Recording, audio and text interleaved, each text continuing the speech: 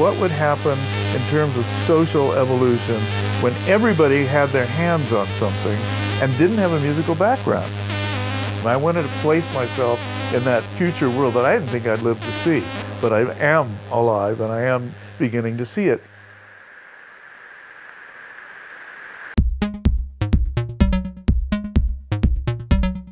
Welcome to the digital century.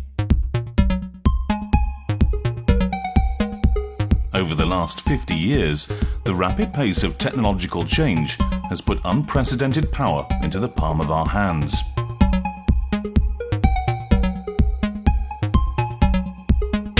Laptops, tablets, smartphones and machines of all kind entertain, inform and increasingly provide us with the framework for our social interactions.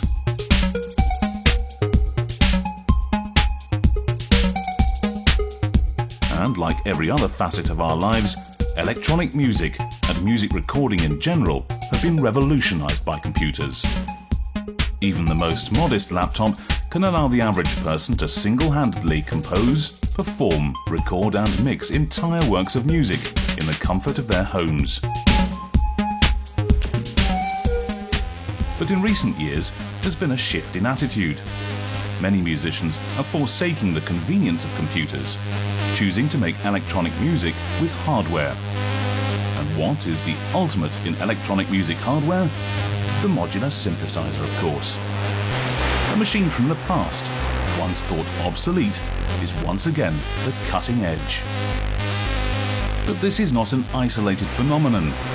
A sense of unease around the digitization and virtualization of our lives is growing, and the rebirth of the modular synthesizer is one of many recent revivals of an unlikely artifact of the past, driven by feelings of disconnect and a longing for authenticity. These tangible objects of desire are once again fulfilling our passions, obsessions, and dreams.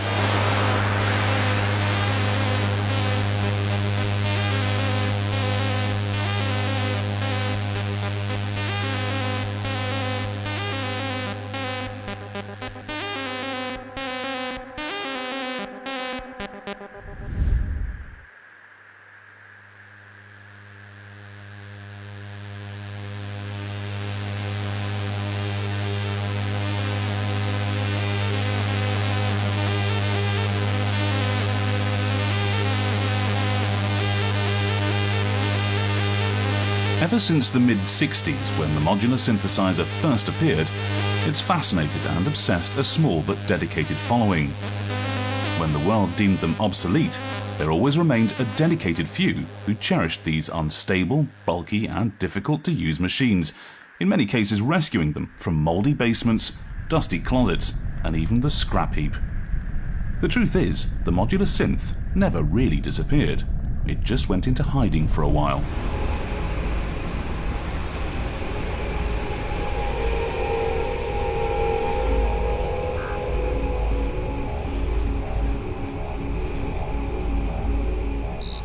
The old school stuff like, original Moog modulars and ARP 2500s have become more and more scarce, and increasingly they're ending up in museums.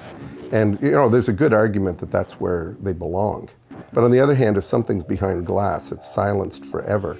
And in future generations, if anybody ever tries to resuscitate them, they're going to have a real job on their hands, just because these things do not function well after they've been left unplayed with for, a decade or more.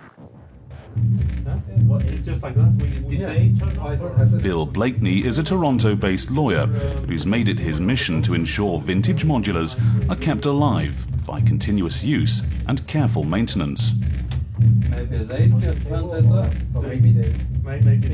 Over the years, he's made them available to musicians who would otherwise never get a chance to work with such rare instruments. By forging close relationships with studios and technicians, he organises recording sessions for artists from around the world.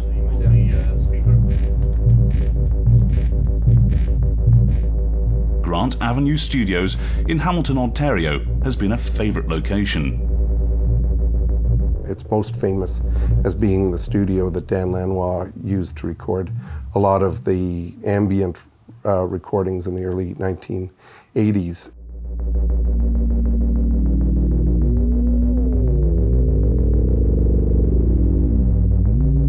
It's continued to be sort of a center for different international musicians who do electronic music.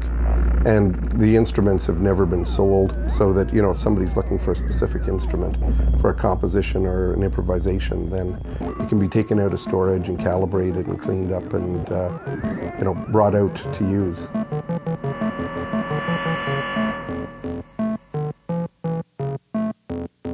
We had a wonderful session last year with friends from Iceland in the band Reptilicus, and Runar Magnusson, who's sort of a great noise artist, and Sen King, who's, you know, just an absolute genius at sort of dark ambient electronics.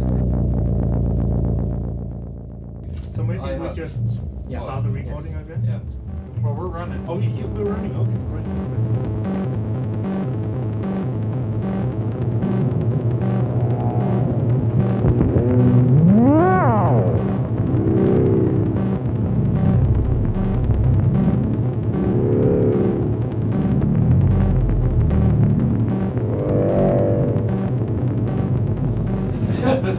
But you know when you're enjoying the performance that it's going to be something substantial.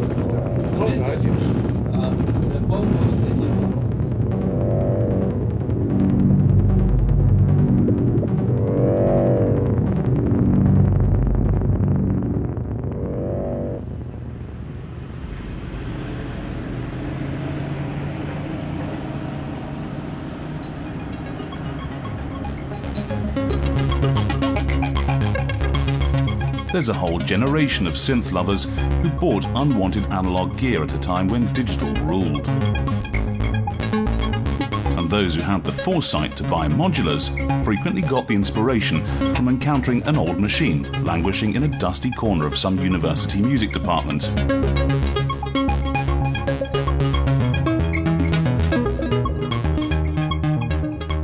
It really wasn't until about 2001 that, you know, laptop music and the hardware and the interface had become so abstract, and it was really this, it was a computer, and performance that was sacrificed too. So it was basically, you saw the glow of on someone's face sitting behind a computer.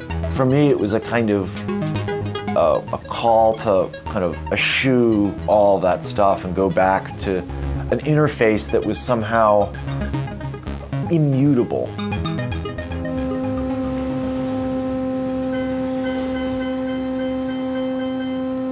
When I went to college for philosophy, I came across the electronic music lab, which had just these the most archaic pieces of equipment, the big Surge modular, and of course an ARP 2600, which as well had these diagrams and this sort of language that I was wholly unaccustomed to. I became immediately drawn and obsessed, and even though I wasn't a music student, I found excuses and I found opportunities to sneak in there and spend whole nights in there just sort of patching and exploring these machines.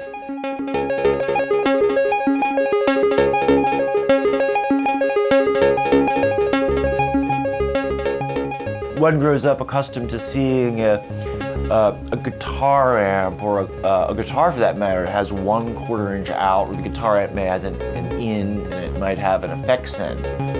We understand what those things do. Then you see on the backside of a synthesizer, besides the audio out, you see these other things: gate, pulse out, pulse in, VCF, VCA in. And it's tempting to explore these ins and outs.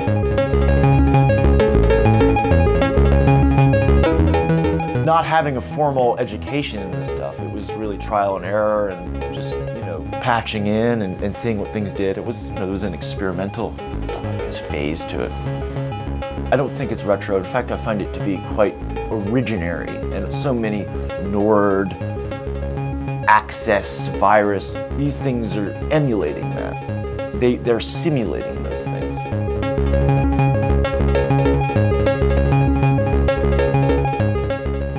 timeless instruments. They function for me like violas, and you have great makers like Buchla or Serge, and they're kind of like the Stradivari of, you know, of this type of instrument.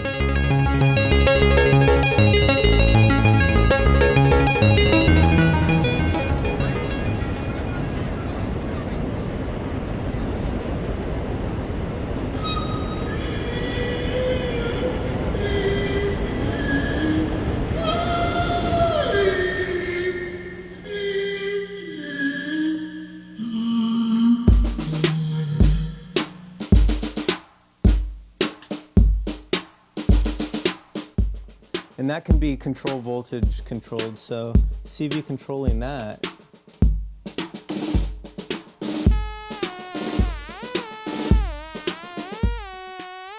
Just outside of Cleveland, John Sonnenberg is a sonic adventurer who works his entire studio like a vast modular.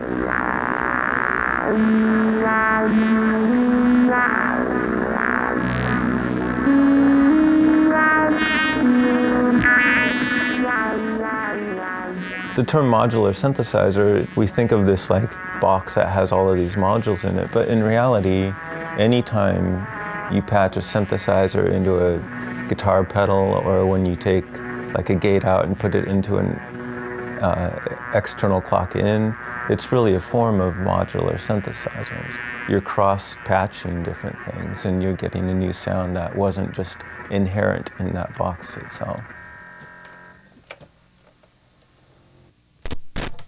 One of John's most prized instruments is a handmade modular of unknown origin.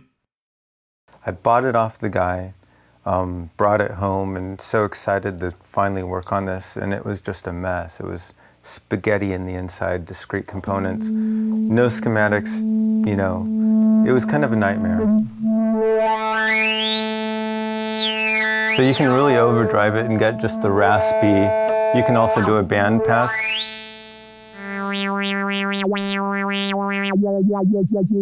I always had these ideas in my mind, and when you have a modular synthesizer in front of you, all of a sudden all those like dreams of what you could possibly be able to do are all of a sudden there. It's just wide open, and any concept or idea that you have all of a sudden is right there in front of you, and it's just a matter of putting that idea into like the patch.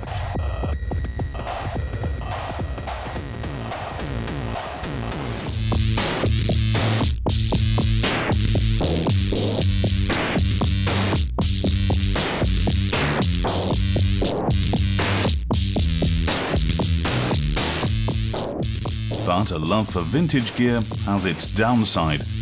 Maintaining these fragile old machines is definitely a challenge. One of the biggest pains about vintage gear is reliability.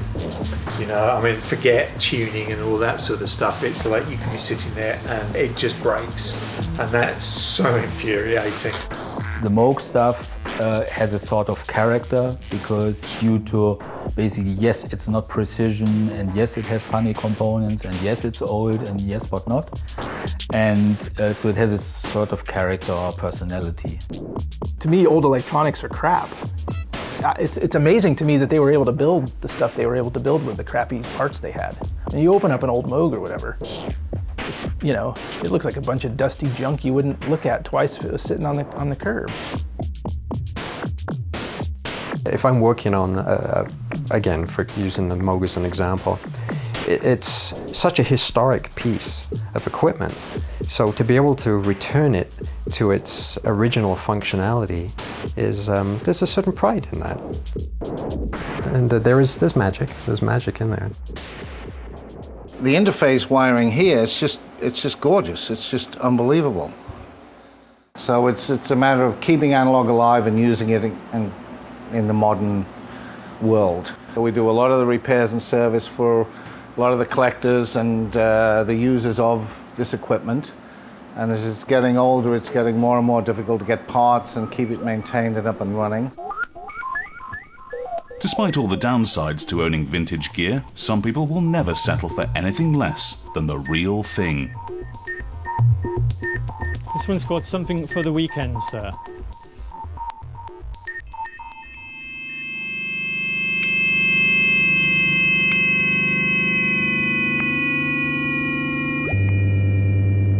When Alan Ravenstein left Pere Ubu in the 1990s, Robert Wheeler took up duties as the band's synthesist.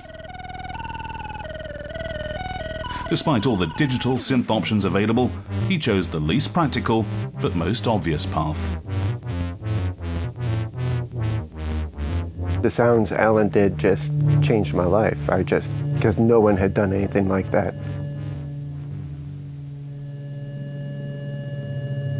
I remember talking to him after one show because I really wanted to get a synth, and it was like, what kind should I get? And he said, EML.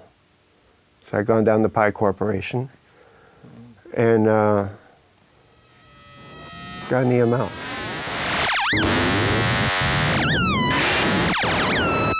I love analog because it's always unpredictable, and it's like a wobbly machine, like an airplane or a bicycle that's kind of moving along, and you got to keep it moving. Who knows what's going to happen next? And that's part of the fun of it. It's always different. It's always live.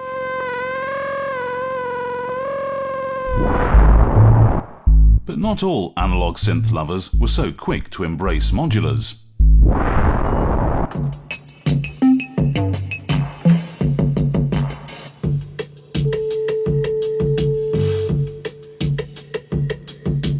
For over 15 years, Jason Am has been producing his special brand of electronica and synthpop under the name Solvent. Jason's home studio is filled with much of the classic vintage analog machines used by his favourite artists from the golden age of synthesizer-driven pop music.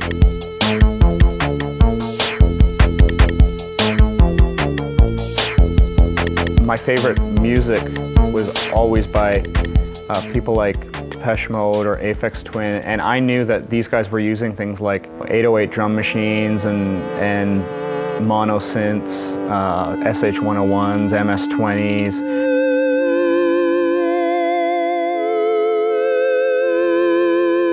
Notably, there's not a modular synthesizer in sight. What these guys managed to achieve is, I don't need any better than that. I don't need more radical or more interesting sounds than that. So the modular just seemed like some kind of excessive thing of the 70s. Back in the 90s, a fellow musician and friend got a hold of a modular synthesizer, and it left Jason with a bad impression. When I met Bruce, he was just like a synth collector. He had like a great collection of synths, and he was making music that sounded kind of like early Autechre, and we were going to actually do a split record. And then I heard, oh, guess what? Bruce sold all of his gear, and he got a Surge, a giant Surge modular. And then as soon as he got that Surge modular, I never heard a note from him again. I sort of had it in my mind like that it's something to get lost in, not something for people that want to produce music. I'm a modular skepticist. They're very fanatic, you know, the modular scene guys. They will straight attack like Rumpler synthesizers or anything like that, like or even keyboards. They're anti-keyboards. Bruce Duncan did indeed get seduced by the machine, but rather than falling into a black hole, he realised that his place in the world of electronic music lay in a different direction. I was always more interested in the hardware than I was in the actual music. And the music was just a chance to use the hardware. So I'm just going to pursue that. I'm going to pursue the hardware and go with the thing that I'm good at. It was mostly a vintage scene. People had old Surge, Moog. It was still vintage, or people were adding to existing older systems. I mean, there weren't many other people making modulars at that time. There wasn't much of a scene at all.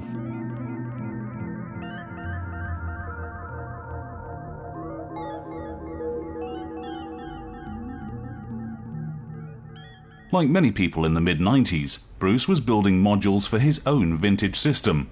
But then he took an extra step.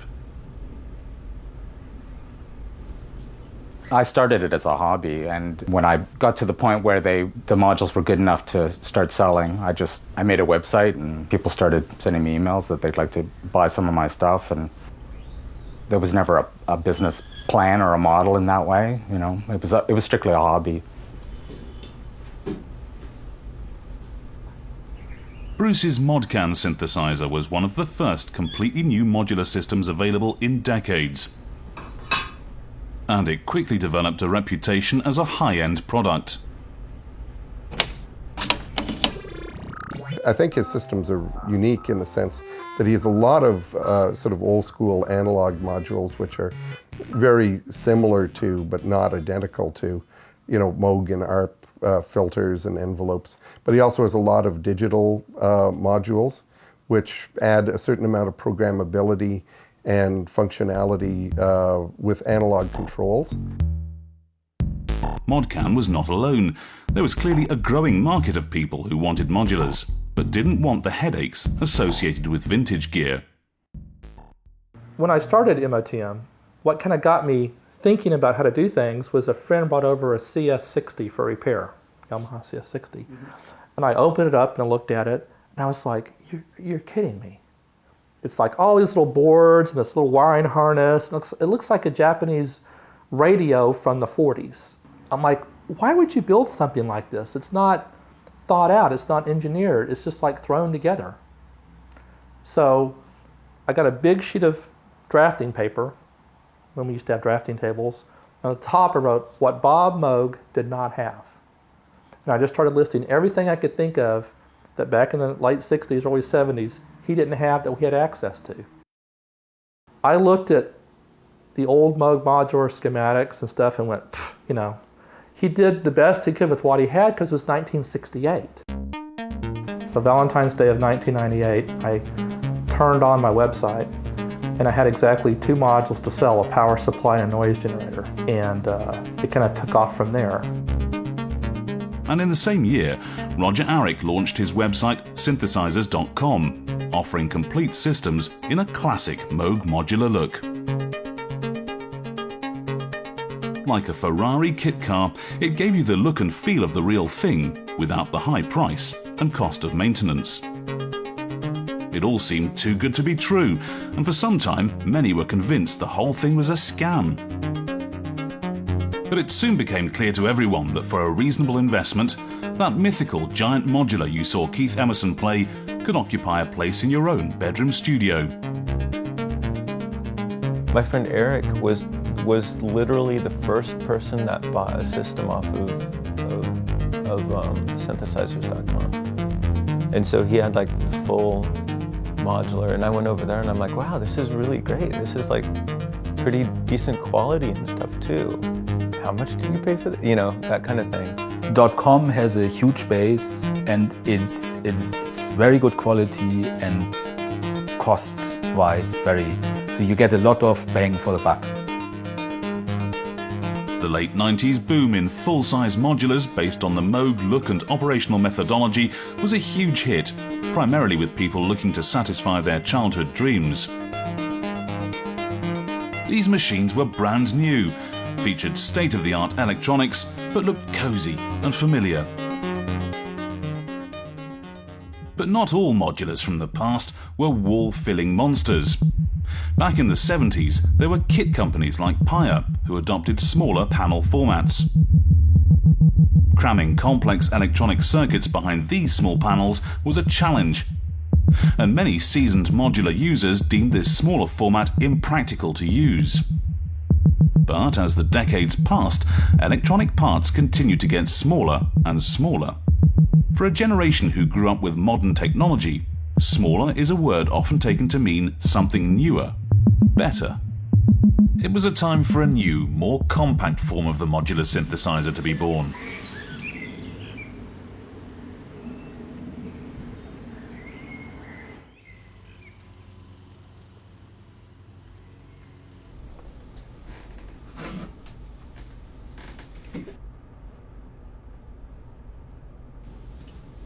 There was a period where I was making music and developing equipment at the same time. But very soon I learned that I'm a better designer than a musician.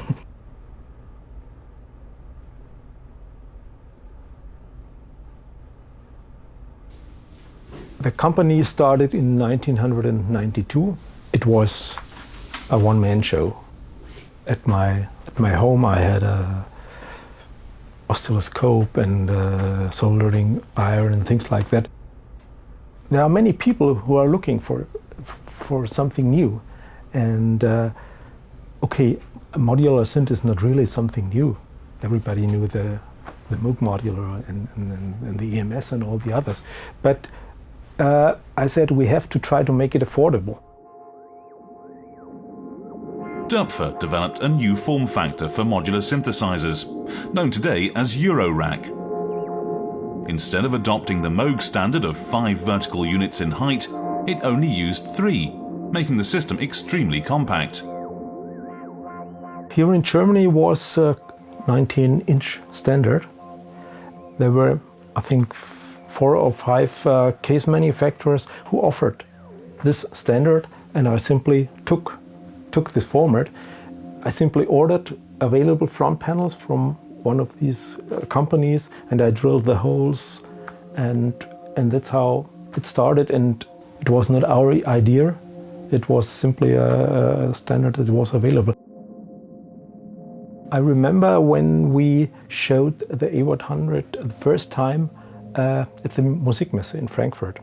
When he was telling dealers that he was going to make modular synthesizers and get them back on the market, they were like, well, okay, at the trade shows, put them back in the back. Everybody said, hey, modular synth, nobody's interested in a modular synth. Let's do our MIDI master keyboards in front and things like that. And sure enough, where did everybody who came in the booth go? They gravitated right back to where the modular stuff was, because that's what it was exciting to many users and those who remember them from the past. And I said, hey, that's what I told you. In 2000 or so, I think I said, okay, we get it. The people are interested.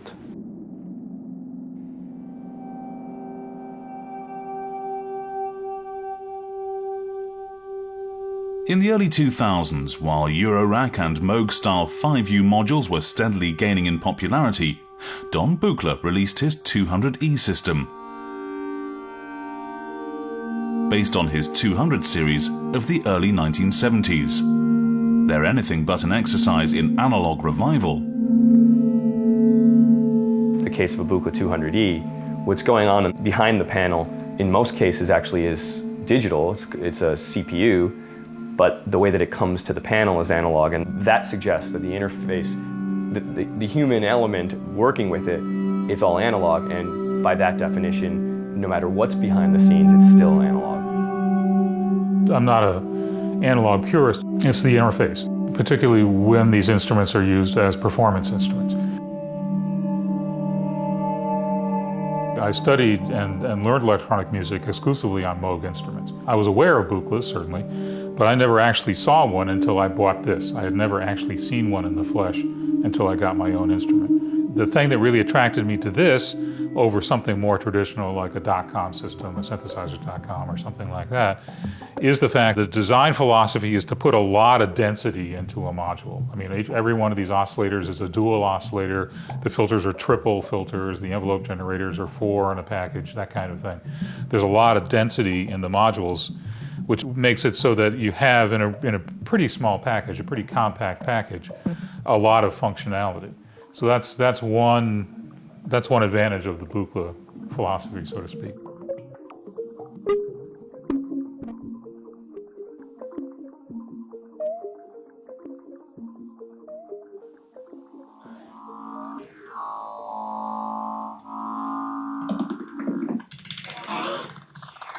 It is both digital and analog, but the voltage control, of course, is all analog, that's for sure. You'll see over here, this is where it's moving.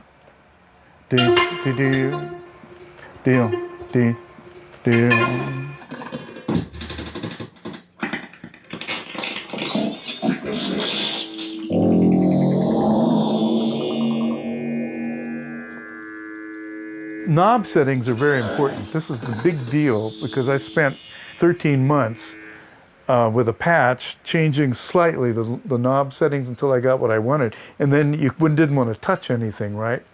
And so he's got a digital memory system for what all the knob settings in the system are. And you can do a preset then that is independent of the knob itself. And when there's a red light on, it means that it's in contact with the preset.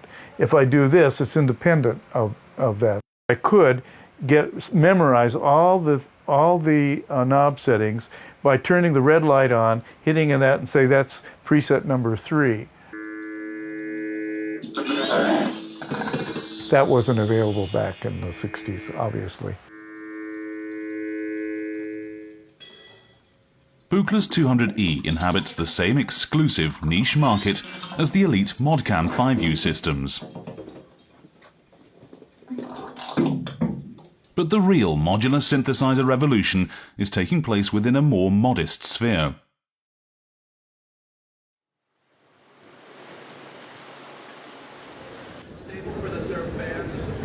The annual NAMM show in Anaheim, California attracts over 100,000 people who come to experience the latest products from the musical instrument industry.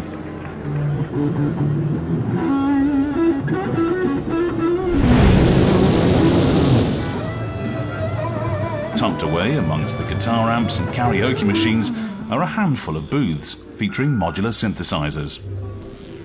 Since Doepfer developed his format, there's been a growing surge in the number of small companies making Eurorack-compatible modules. It's a completely creative format where you can pick what you want, throw it in, see how it works, and if you don't like it, you just get rid of the one little piece and get a different one. Everyone's doing everything inside this one box inside their laptop. And that's great, and it sounds good. It definitely sounds good, but then at times it's really great to be able to step away from that and to make sound with a dedicated interface, an instrument, something that you would only use to make music. Now there's like 45, 50 different modules makers out there. There'd be a small house with guys just making 2 different things right now. That is such a huge difference in selection and direction. I mean, there are guys who make modules that I frankly look at them and I just cannot fathom how to use them.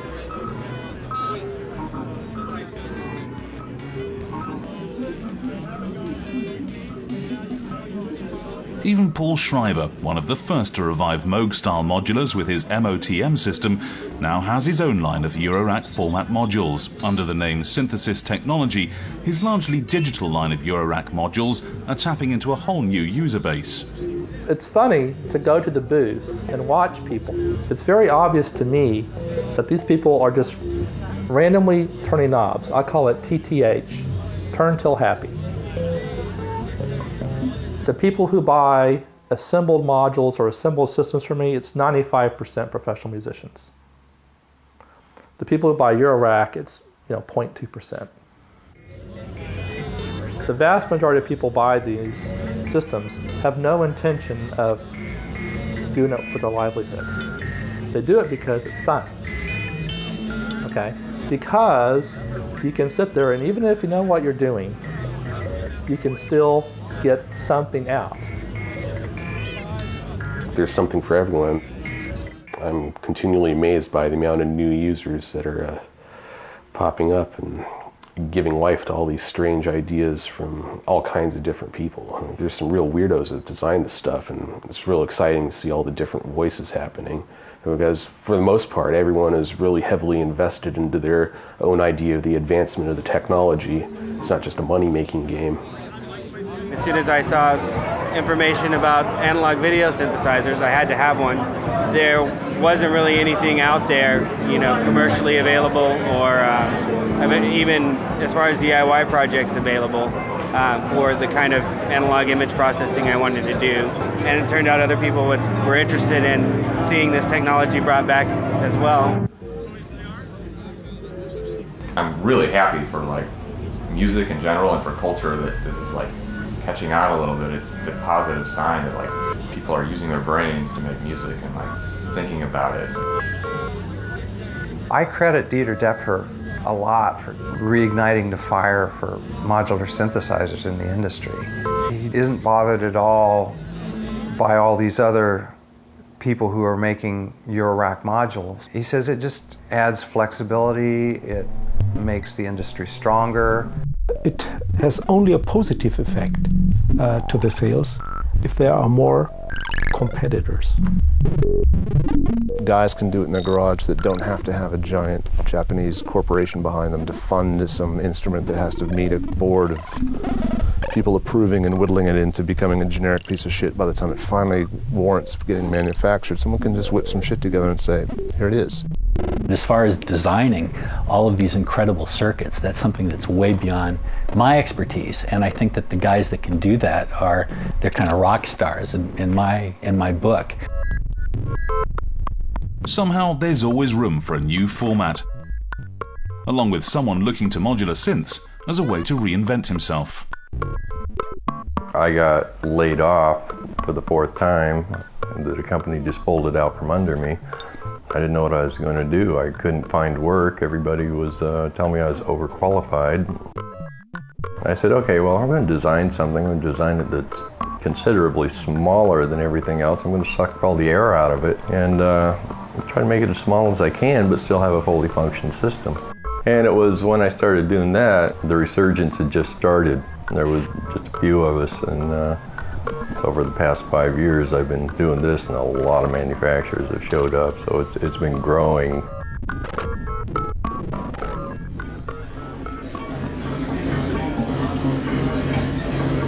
For those who'd rather not brave the chaos and expense of going to NAMM, synth meets, like this one in Berkeley, California, offer a chance to try out some amazing gear, swap tips, and socialize with fellow enthusiasts, and meet some of the designers and manufacturers in person.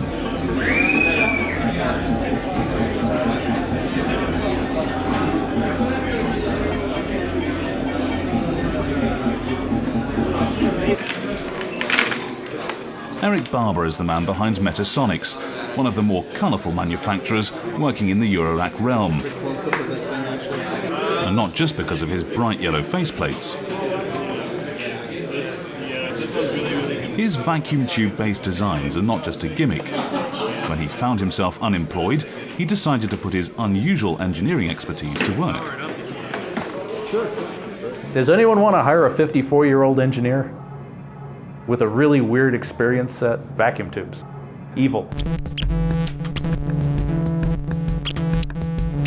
There's nothing more evil than a vacuum tube, trust me. Believe me.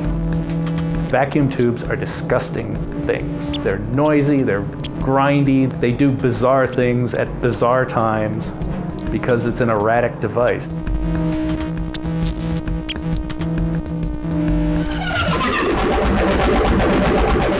I love the Metasonic stuff. You know, a lot of people just try a few things and they say, oh, it sounds horrible, it's out of tune, but for what we do, it's like the perfect machine because like the kind of, even if you just do noise stuff, it always cuts through. Well, they have this thick, distorted quality to that you basically can't get rid of. My filters sound different, my oscillators sound different. You can't make them not sound different.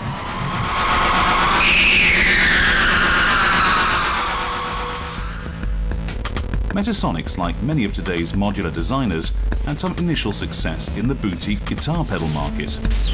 But as they got more ambitious with their designs, their clients couldn't or wouldn't keep up. I made a pedal with 17 knobs on it, and nobody buys it because guitar players don't get it. No guitar player is going to look at 25 knobs and know what the fuck to do with it. Yeah, when you get a pedal that's this big, yeah, man. You know, it's like, wow. The thing with guitar pedals is that guitar players, they want 3 knobs and they want them to just be gain, tone, and volume. And so I kind of got bored with that. I thought the modular stuff was a lot more fun. a lot more engaging to get into. I can get something really crazy, I can come up with new ideas, whereas in pedals, like, it just won't sell. It's destiny, you know, it's like, well, that actually should be geared towards people who would be comfortable fucking with it. It was pretty good business for a while, but I don't necessarily want to be known as a pedal manufacturer. I wanted to make innovative products for synthesizers because I'm more interested in electronic music than in guitar dude music. And then in 2004 I said, fuck it, I'm not going to waste any more time. I'm going to piss people off to get attention. Oh, look at this, it's got cartoons on it, and it's got a stupid name, and it's got an insulting write-up next to it, and oh boy, that's funny. That's what people want. Guitar players want to be entertained. They're so conservative about their gear, you can't sell them anything that's new or really innovative. But there was one ingredient that got carried over from the world of pedals into the world of modulars.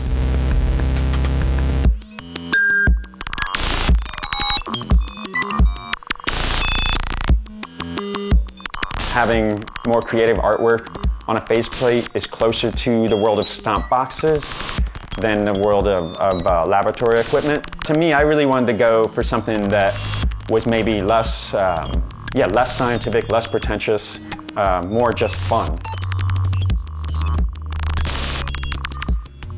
Those were the crossover from the pedal to the modules, and we went crazy with the artwork with them because we thought, why not? Everyone wants to be noticed, and in a sea of silver faceplates with black lettering, if you put one out that's pink, people are going to notice it. Some of the wilder modules, you have no idea what's going to come out of there, and that's what a lot of people are into. Just, I'm going to patch things and turn some knobs and see what happens. Its aesthetics always influence the way that you behave with it. So if you're using dope for modules, you might be doing something very precise. That's racist. Is it racist? It's I don't know. So I draw the artwork with the same program that I draw the circuit board artwork. And so it made a lot of sense to just print the artwork on a circuit board. Something about that's appealing to me, that it feels like chaos. It doesn't feel like an instrument. If I could, I'd probably make faceplates so they all look the same, you know, and same knobs and everything to make it my own instrument.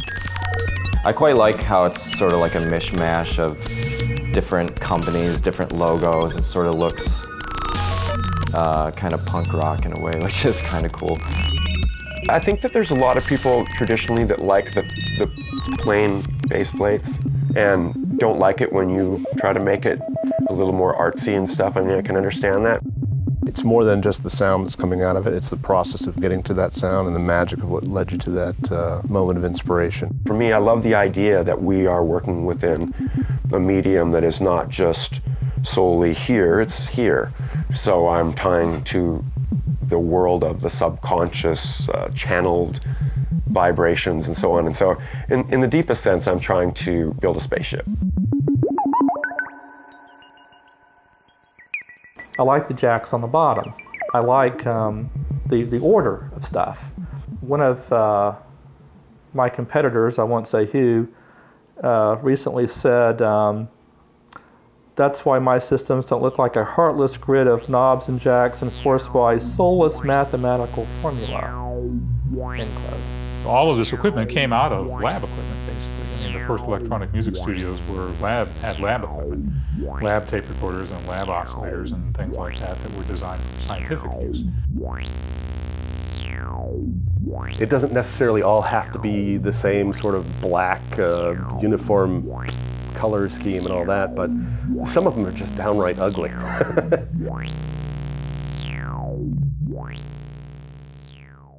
Right this way. Oh, wow. Despite his initial misgivings about modular synthesizers, Jason's curiosity has gotten the better of him. His interest in modulars is growing. Wanting to check out a system in action, he's arranged a meeting with Derek Simmons, a local modular synth enthusiast. I've worked in the printing industry for the last 20 years or so in one area or another, from journalism to pre-press and color management, things like that.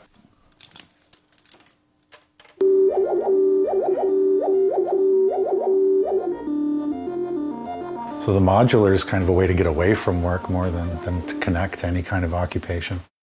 I think I remember, it must have been 4 or 5, there was some news piece on television once about a guy who had this huge synthesizer thing, and there was a 5-year-old kid, and you see him patching all these cables, and it just looks so cool. Shortly after that, I'd asked my parents, can I learn to play the piano? And it turns out I'm kind of tone deaf or something, so that never went anywhere. Yeah, I wanted to pass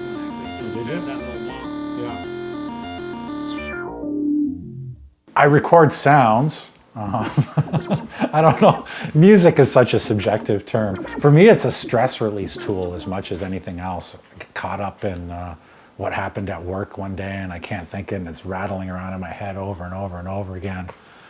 I'd just as soon sit here instead of try to sit in front of the television and veg out. It's a much more engaging environment, and it takes away all those worries. Just nothing makes me forget what I'm worried about more than this does.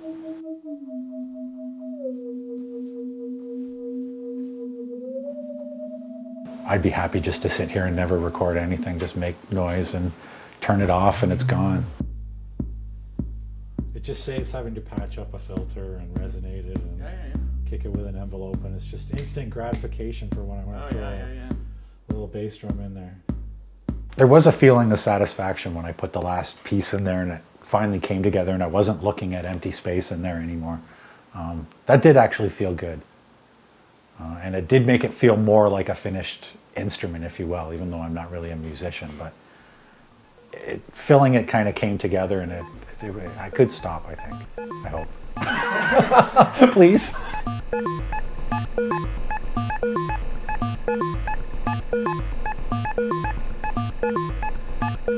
There's all these crazy modules coming out every day that people have to have. Sometimes I say, who needs all this stuff? Of course, I started with just 2 little racks of it, and that didn't last long. You buy one case and you got a whole bunch of empty spaces, and you're like, fuck, I gotta fill this thing now. The phenotype of personality who really wants to fill up that cabinet and collect things, I can see how it would appeal. If I had this much access to Euro when I started, I think by now I probably would have lost all social life or communication with the outside world, for sure. I do know a large portion of the product that I sell actually ends up as furniture. I suppose some people like watching the lights blink. I mean, you can make a patch that doesn't make a noise and just does something pleasing with the lights on your system. This kind of conveyor belt of new modules feeding that appetite, It's a bunch of smaller items that can be accumulated and aggregated into bigger items. You just need that one more filter or that weird Harvestman digital whatever. Well, I often say, leave some money to buy your children some shoes. It's definitely addictive. It's a black hole. You know what? You've got to stop buying stuff and start using it. Godspeed to those loners in their house with, 200 unit system. Just hit record at some point.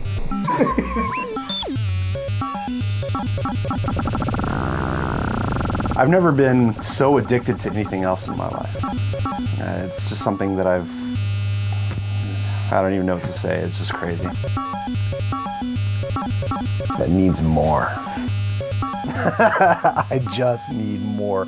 And I'm really for me to have this case in this studio and just telling myself, look, there's no more room in this studio for another case, also is keeping myself in check, because if I didn't put any limits on myself, I don't think I would ever stop. And that's a scary thing for me.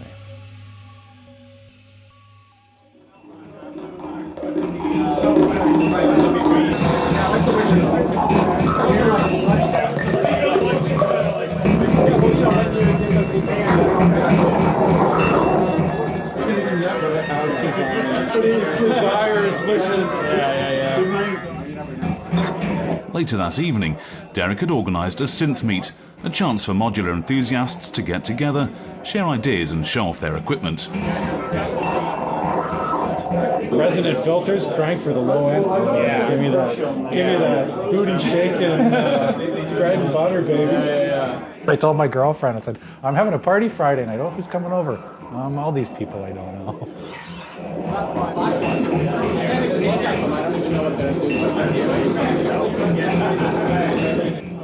Jason was surprised to see his old friend Bruce Duncan there.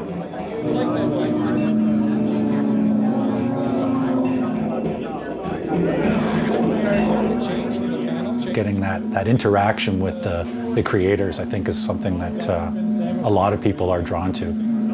I've certainly enjoyed my conversations with Bruce over the last couple of years, picking up my orders, and I know a lot of people will talk about the interactions. What really caught Jason's attention were the Eurorack modules.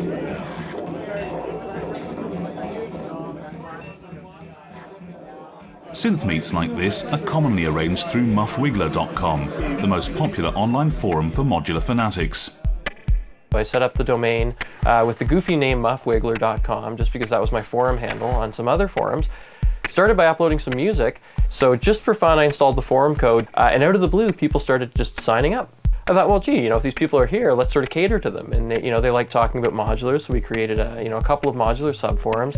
And it was kind of one of these classic scenes of if you build it, they will come. And all of a sudden, more and more people started, showing up. And it's absolutely bizarre because I never really intended to have this there in the first place. You want to communicate with other people to share the knowledge. And this is where the sense of community comes into place. And that's what's great about what's going on now with modular. This is why it's so growing tremendously, is because we are sharing knowledge in a very efficient way. It's a really open scene, it's very generous, it's very supportive. People are coming up with ideas all the time. It's really inspirational in that respect. I've had problems with sync and whatnot in my studio, and I'll just call the guy from Interclock, and he'll be like, yeah, I'm making a module that would do what you're looking for, and you can't get that anywhere else. So Rebel Technology is effectively a collectively run module manufacturer. I had a few ideas for the first few modules we're making. Our initial announcement there just the other day was so enthusiastically received because our first module is a Euclidean gate sequencer. It's simple in function, but kind of difficult to explain to someone what it does and why you'd want to use it. But it seems everyone on the Muffwiggler forum immediately got it. It's absolutely key to me. I don't know how I would know what anybody wanted. The downside is that I always have the sneaking feeling that I'm looking at a tiny slice of the music making population of the world. But just keeping everybody on that forum happy is a full-time job. At least 20 modules we designed during the last years were developed on discussions in this group. And just the community of people, there's a never-ending supply of ideas on how to use this. That's what the modular synth world is. It's a culture. It's a subculture. It's a very, very weird, off-the-wall subculture. It has nothing to do with the music industry that I can see.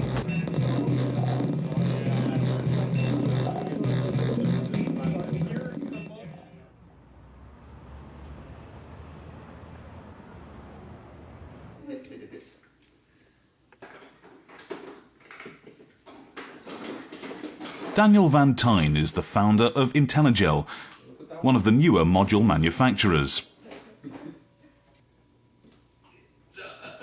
There's a photo of me jumping on my parents' couch with the headphones on, and I think I was listening to Kraftwerk. In preteen years, I'd come across the Orb and stuff like that, and I think I'd started to hear Aphex Twin around that time.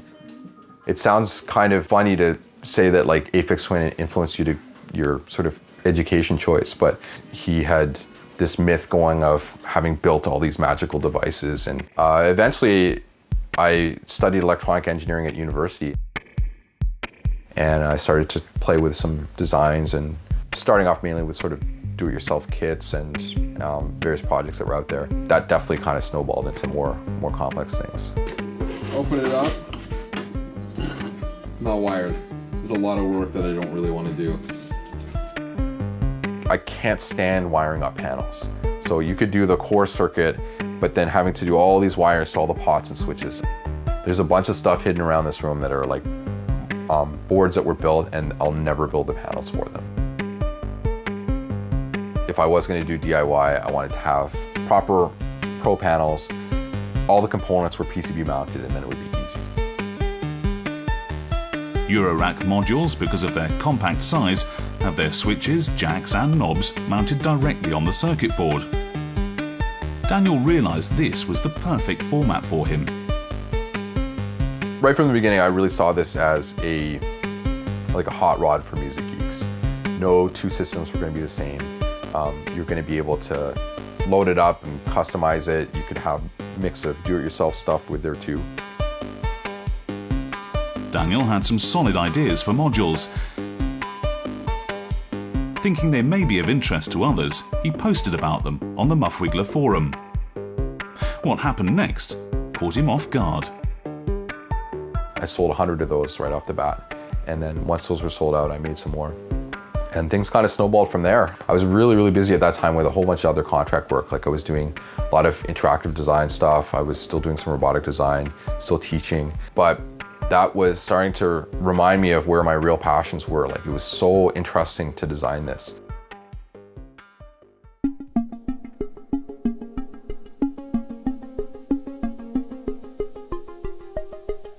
The Eurorack format confronts the manufacturer with special challenges. 5U panels and other variations found on vintage modular formats give you plenty of room to spread out knobs, switches and jacks. But more importantly, there's ample room behind the panels for large circuit boards.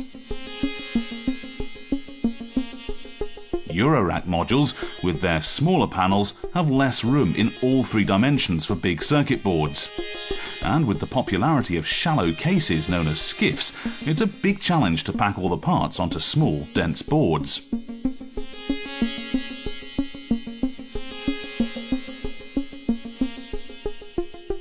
The solution to this problem came many years ago, because of a popular device that's driven much of today's manufacturing innovation: the cell phone. Modern large-scale electronics manufacturing utilises a technique called surface mount technology, or SMT for short. It's fast, cheap and highly automated, producing thousands of finished circuit boards in a short amount of time.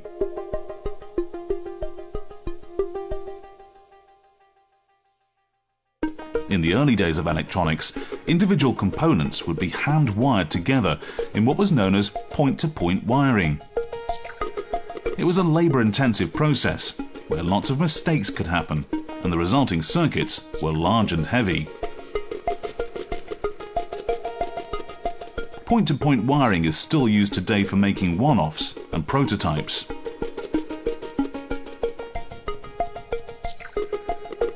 As the tiny transistor replaced vacuum tubes, the printed circuit board became possible. All of the wiring was etched directly onto the board's surface. Components were inserted through small holes and then soldered into place. This is known as through-hole manufacturing. Automation can be employed, but the parts are large enough to allow for manual soldering and assembly. To this day, DIY kits, limited run modules, and many of the 5U modular manufacturers still use this technique. Paul Schreiber was making stuff, and the DIY crowd were making things. The .com stuff popped up, and I thought, this is perfect timing. And as far as through-hole electronics go, how long is this going to last? So I might as well grab it while it's being made. Recently, components like resistors, capacitors, diodes and transistors can be manufactured on a tiny scale. Such parts do away with the familiar connecting wires. Rather than passing leads through holes, the components are soldered directly onto the surface of the circuit board. Hence, surface mount technology. The bad thing is you have to buy thousands of parts at a time on reels because that's what the machine wants to have loaded into it. So you just can't buy 100 resistors, you buy 3,000. You're going, geez, 3,000 resistors. Well, the good news is they're 10 for a penny. The circuits themselves can get extremely dense. good luck trying to solder these parts by hand, though if your eyesight and your hands are steady enough, you can pull it off. I don't do SMD at home because I have dropsy, which means I drop everything at least once on the ground, on the floor. And I spend half of my time, you know, on the floor trying to find the part that I dropped. And if you drop an SMD part, forget about it. And it's funny watching Daniel because he does SMD by hand. You say, well, let's take that resistor off and put another one on. So he'll heat the resistor up and then he just kind of flicks it off and boink, off she goes and never to be seen again.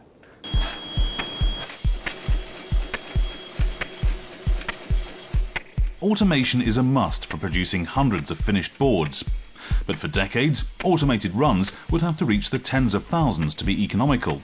And most such facilities ended up in China, the mass production centre of the world.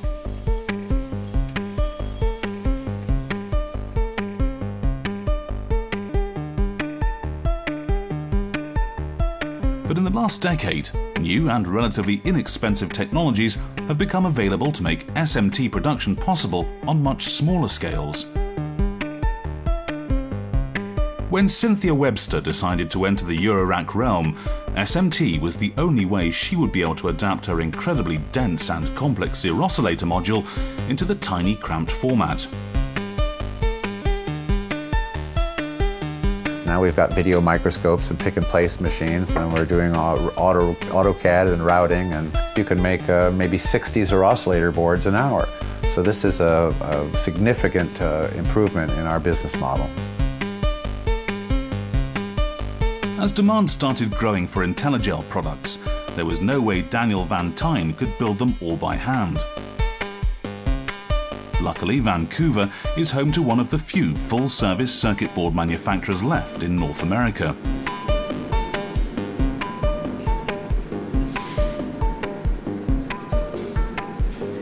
I found this place called Van Vision. It was local, and showed them the project. They gave me a quote, and within a couple of weeks they had built all the modules, so I was able to ship those out.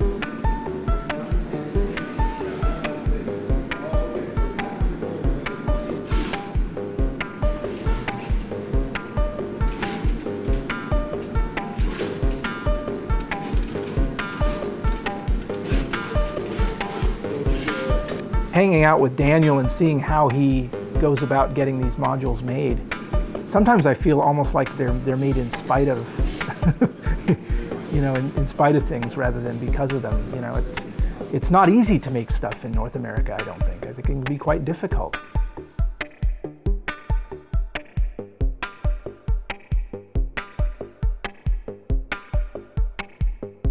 Despite the modular scene's reputation for analog purism, many of the new generation of modular designers show no resistance to incorporating new technologies, including digital, into their designs. Whenever I do a circuit, I figure, well, I need to make it my own somehow. And what tools do I have access to now that can make me be able to do something different? Actually, all my modules have CPUs on them, whether they're analog or my oscillator is analog, but most of the signal path is completely analog. There's some digital chips used in there for various functions, but all the control is digital because I can do it better.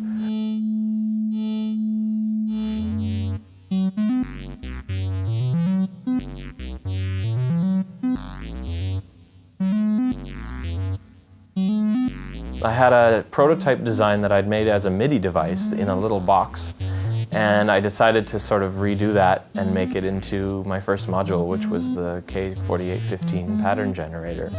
And it went really crazy and people liked it, so I decided to continue. And it's been just over a year now that I've been doing the Eurorack as a commercially available modules. So I think that the challenge for designers is to put the functions they want, but make it small.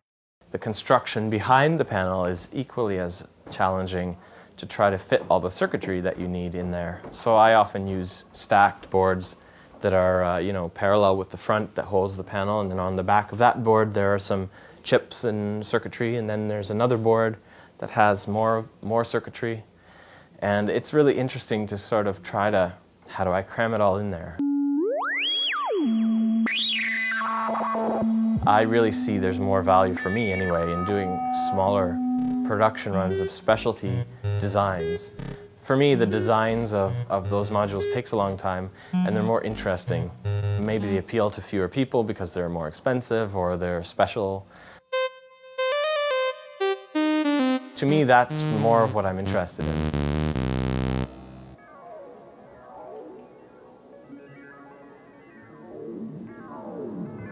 Over at ModCan, 5U modules are still largely handmade using traditional through-hole manufacturing processes.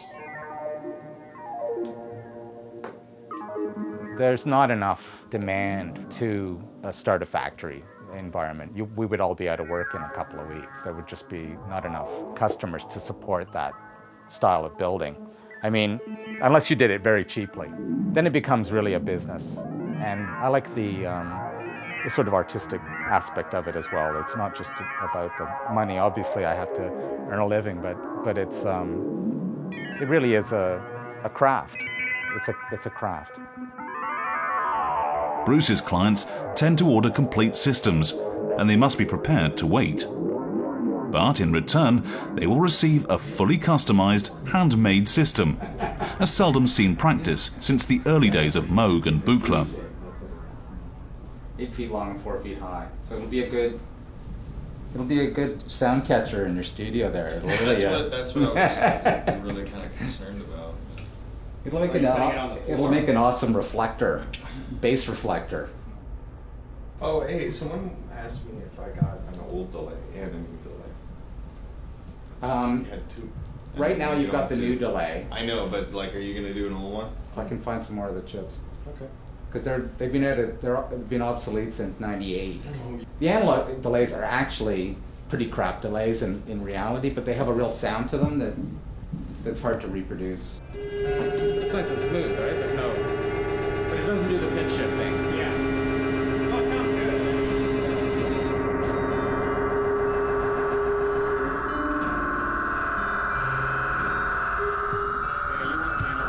Like it's like you can hear it, right? It's got that sort of analog feedback thing going on.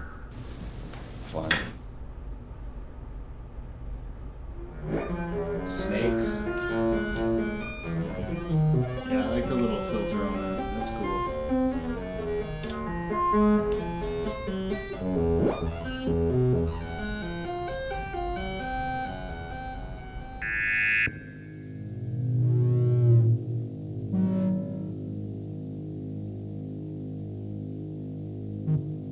For those who can't afford custom-made modulars or even Eurorack systems, there's always the option to make your own gear.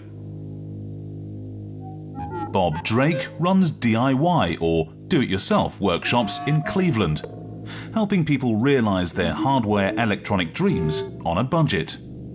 It was really great because we had, folks that had never seen never used a soldering iron at all before, and in a couple of weeks, they're actually putting stuff together that could make noise and that they could perform with. The first time I ever saw somebody play a modular synthesizer live was Bob Drake. He plays his Flux Monkey. He opened for Nautical Almanac in an art gallery. It was definitely an eye-opening experience. When we did the workshops, a lot of it was all about making things accessible. So we had breadboards that you could use, wire up in many different ways, and then so that you wouldn't have to go through all the trouble of making panels and things. We used a lot of Tupperware. We called it Tupperware core at one point, because you can just punch some holes in that and stick the pots in and you're done. So we made a lot of instruments that looked sort of like this, and everybody's looked different. Mine are still a little retentive on the everything's more or less lined up. It didn't have to be, and lots of people didn't bother. I go down that route and build things like that panel over there, which is kind of a Surge clone, and I really like it, and it's a feeling of accomplishment. But sometimes I think, you didn't have to go through all that. You could, A piece of ply would have been okay. There's a personal involvement and kind of self-determination. Specific, though, to modulars or musical instruments in general, it's really an opportunity to make it your own voice.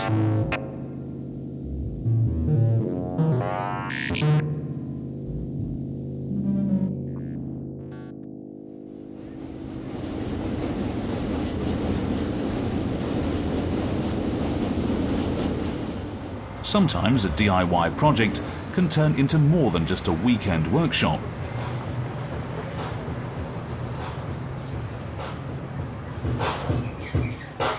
Laurie Napoleon is a Brooklyn-based DJ and visual artist, fascinated by the collision of art and science. There was always an aspect of technology and science into anything that I've done. I was DJing a lot of electro and techno music that had a very kind of futuristic feeling to it, so I felt that holography and using lasers and weird lighting effects was a great visual face of the music that I was listening to. Laurie was ready to be more than just a listener. She wanted to create her own electronic music, but where to start? The answer would come from an encounter with the past, from a time predating the first synthesizer.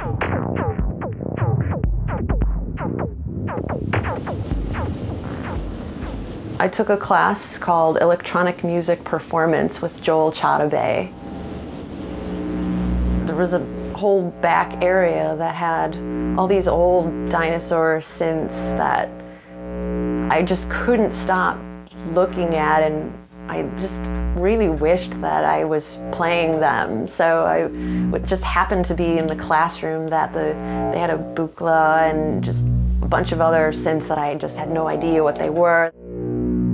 The Buchla reminded Laurie of another machine from the past she'd encountered months earlier while visiting a rural museum.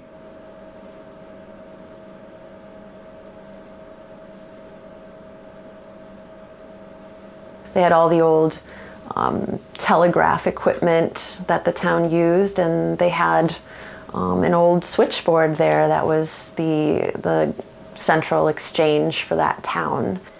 I just couldn't stop looking at the switchboard. I was just really drawn towards it. I just liked the look of it, and of course in rural museums you often are able to just go up and interact with all the displays, so they're not encased behind, glass housings and inaccessible and or none of that. They're usually just kind of out in the open, and so this one was. I just walked up to it and I was just plugging patch cords in and was, pressing all the buttons, and I just loved the way it looked and felt, or I just liked its presence. And so I took lots of photos and videos of it. Seeing the look of the Buchla with the image of that switchboard that I was so attracted to, so fresh in my mind after having seen it only a few months before, there was just something that clicked that made sense to me, that they resembled each other. I decided that my final project would be to build the first prototype of a synthesizer which would be housed in a telephone switchboard.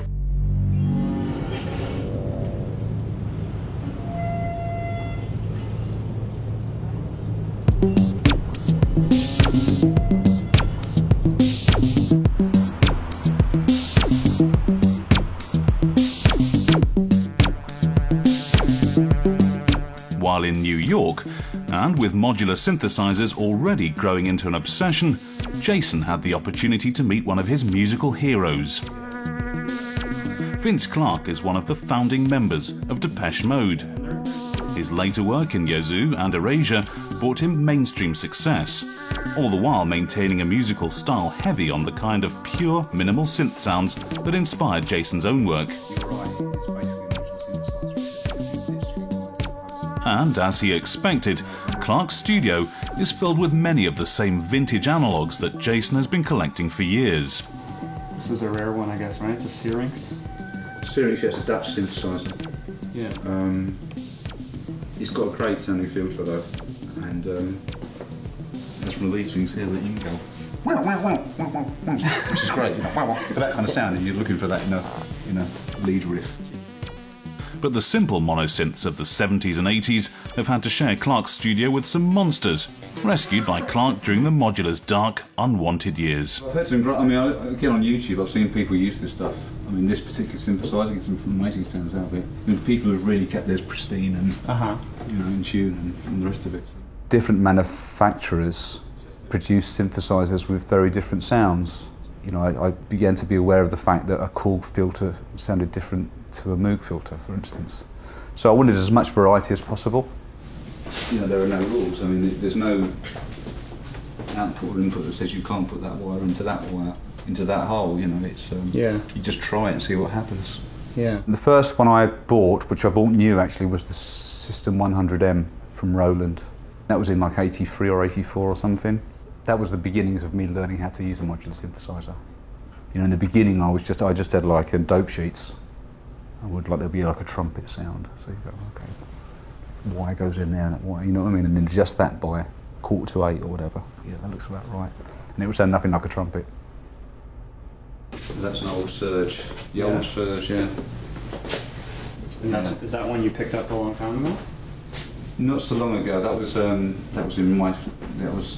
bought in my collector's frenzy. Did you have someone sourcing it out or something? I did have someone. I had someone in the States that was sourcing stuff for me. And in the very beginning was I got interested in drum machines. Andy and I from Erasure were making a record in Hamburg. I'd been through lots of drum machines before, but I suddenly thought it would be really cool to have lots of little tiny drum boxes or drum machines that sounded like drum machines, as opposed to drum machines that had samples in them, like the Linn, that didn't try and be real drums. So that got me started, and I started buying, little drum pedals, and then I moved on to the synths. This is the System 700 from Roland's. Yes. So is this a unique sounding synth? I think so, yeah. It's a lot fatter than the 100M. Is it similar sounding to the 100? The System 100?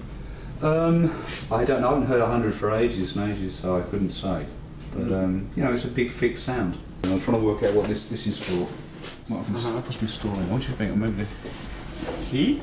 I don't know. I bet it's for heat. You can't fit beer in there, can you? No. You could put a sandwich, maybe. The heat from the synthesizer could toast the sandwich for you or something. Yeah. Or melt the cheese for your pizza. Yeah. Anyway, this is the Polyfusion. This is made in upstate New York. And it has this, which is unique. So you've got the white noise, pink noise, and infrared. Infrared. Yeah. And in the midst of all this fantastic vintage gear, Jason was pleasantly surprised to see the beginnings of a large Eurorack system. And also, obviously, what's really cool about it is it's stable. Having worked with Martin Gore, he's got a lot of this stuff, and he was raving about it, so I thought that I would look into it, and I'm starting off at a very kind of small level, keeping it simple. Because I don't want to overreach myself like I've done before, and you buy things and you realise that actually you don't know how to use it, or you're not going to make use of it. It's cool. I have no idea what it's doing. That's good though, isn't it? I mean, that's kind of the charm of some of this shit, Yeah. It seems, from what I know thus far, with the Euro stuff, you can do a lot more. There are a lot more modulation possibilities than you possibly could with, say, a simple Roland System 100M, for instance. I think it's the most exciting thing to have happened in the last five years. With the synths, getting.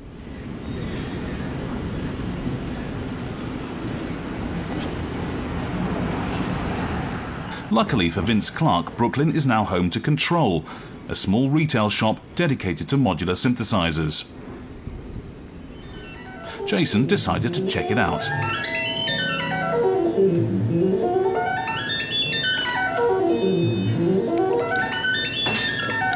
Yeah, I don't even want to hear this right now.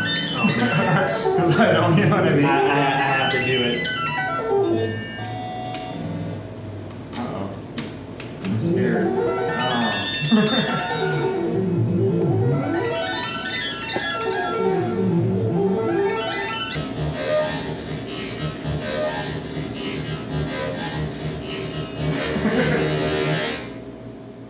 you have these things that are affecting each other, they're speaking to each other, they're having a conversation, which is exactly what a modular synthesizer is. Each module has a specific function, and patching them together, you create a dialogue between them. And that's what you would do with FX pedals with a guitar. I mean, it's linear, whereas modulars are not. There are rules in electronic music. That's why certain modules were developed and certain dogma in like the 60s and 70s. But I think at this point, all those rules have been thrown out the door.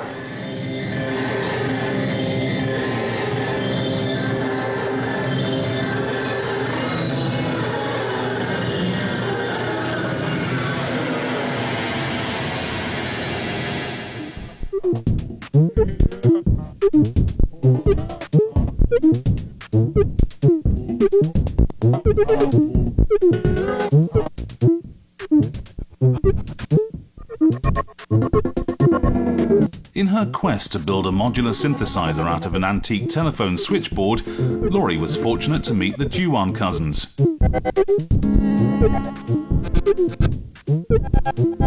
Musicians and builders of unique instruments that bring together old and new technologies.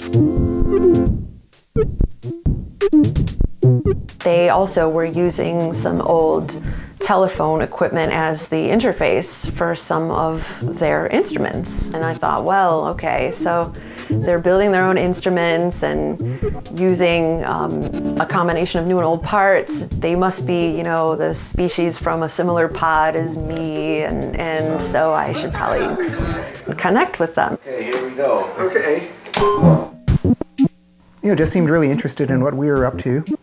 And she said that she had been influenced by the feeling of what we were doing and had looked at the website and wanted to show me what she was up to. So the whole idea of taking antique switchboards and turning them into modular synthesizers, that's perfect.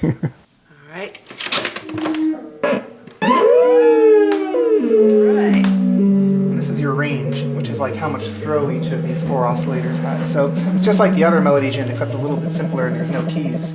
I traveled there and you know, opened the door and I saw this just whole menagerie of these just fantastic objects. They move together. They're beautiful to look at and they're incredible sounding.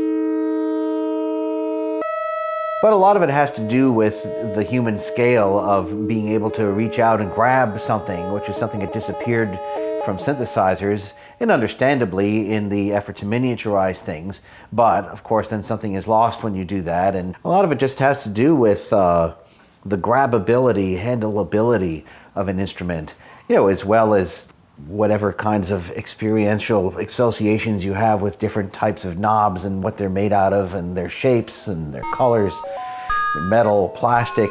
So it has to do with the way we experience materials, and it's a very tactile thing.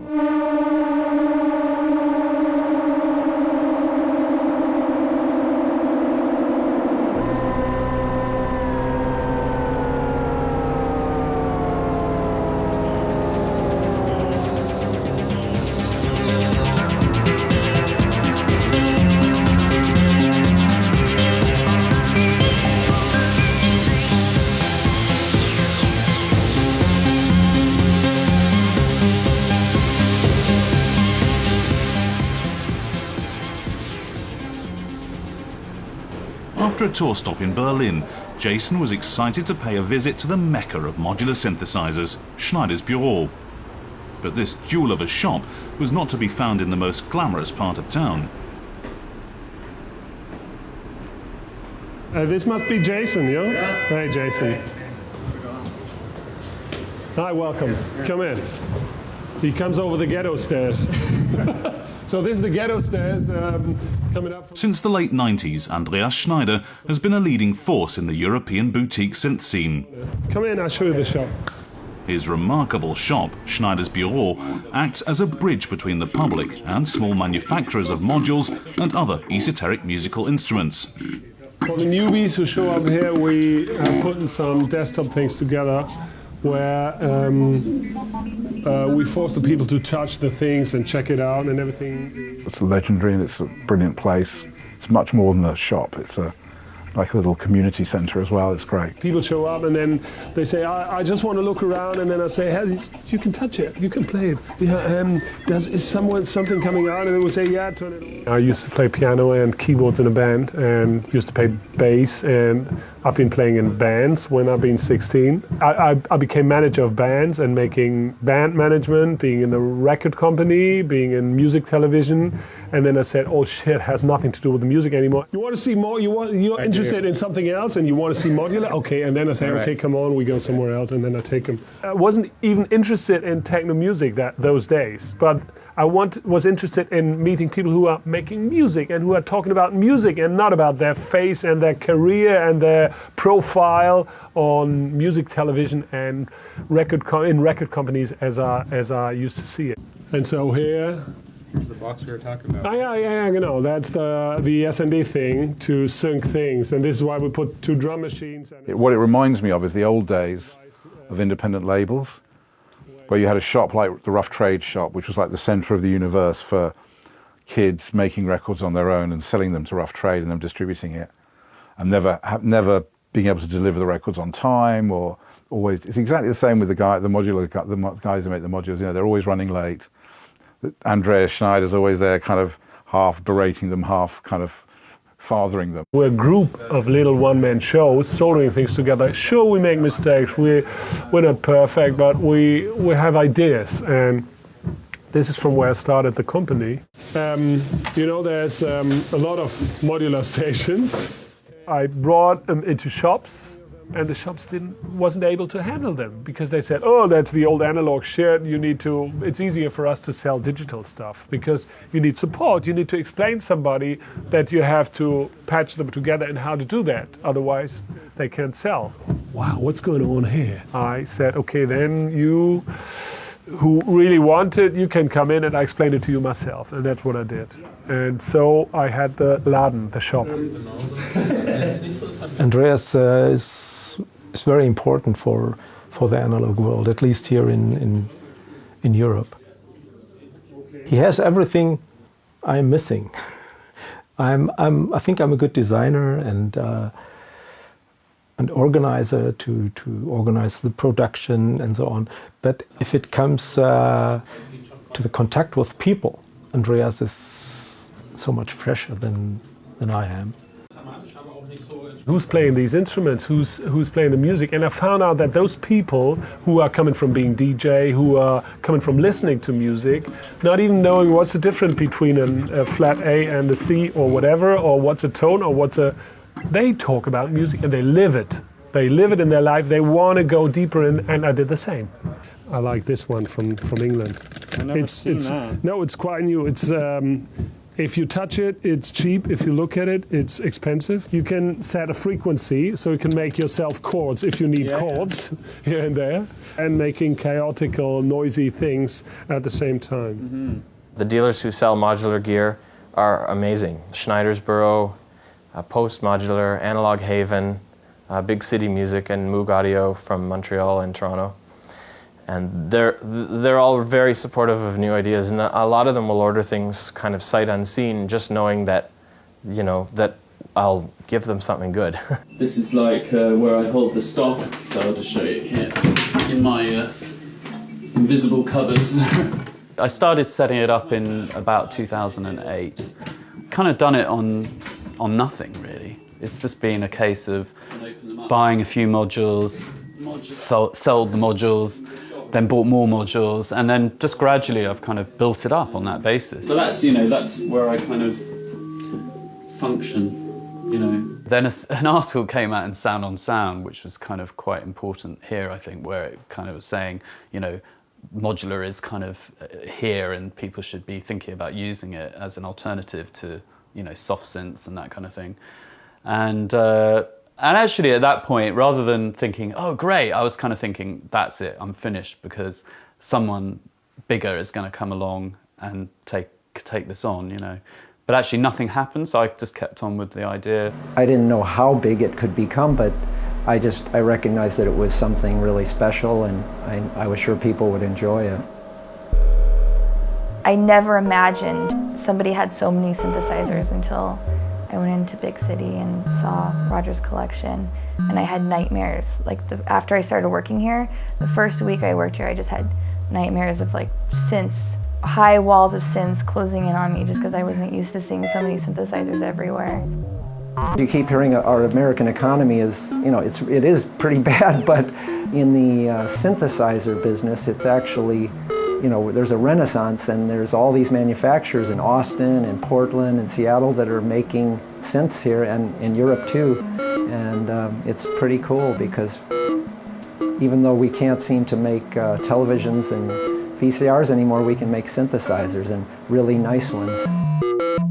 For a while, like just at the back, we had like a rack with, you know, like 5 or 6 modules from 2 or 3 brands kind of thing. Certain companies have really like taken off, and they are solid like businesses. And like through the last few years, you've seen a lot of companies, you've seen a couple fall by the wayside from this too, where they're basically like manufacturing kind of hand to mouth. And we paid for an order 7 months ago that we still haven't seen, and I don't even think it's built. Wir müssen jetzt erstmal vorne einen Platz schaffen. Look around the corner and see the world outside. It's dirty and it's unassorted, and even the green is chaos. It's a picture of that from my view. And you have to get your network done, and it could be you take something out of the network and it's not the same anymore.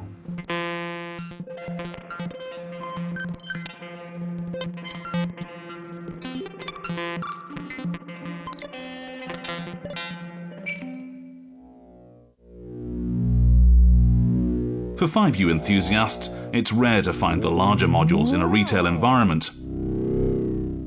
And for those who crave specific luxury systems like the Buchla, retail and marketing are a waste of time. These customers know what they want. He's such a legend, he could probably shit in a box and sell it. He's a god, you know. I wish I could be like that. For those looking to build their own rig, you've got to hunt down your own parts.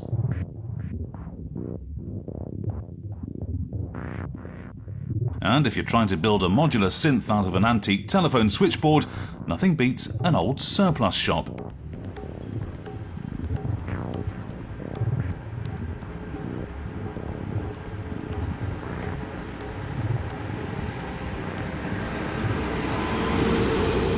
I first learned about leads through a professor of mine at school, where it was still a bit of it seemed like a secret resource that some of us passed around to each other.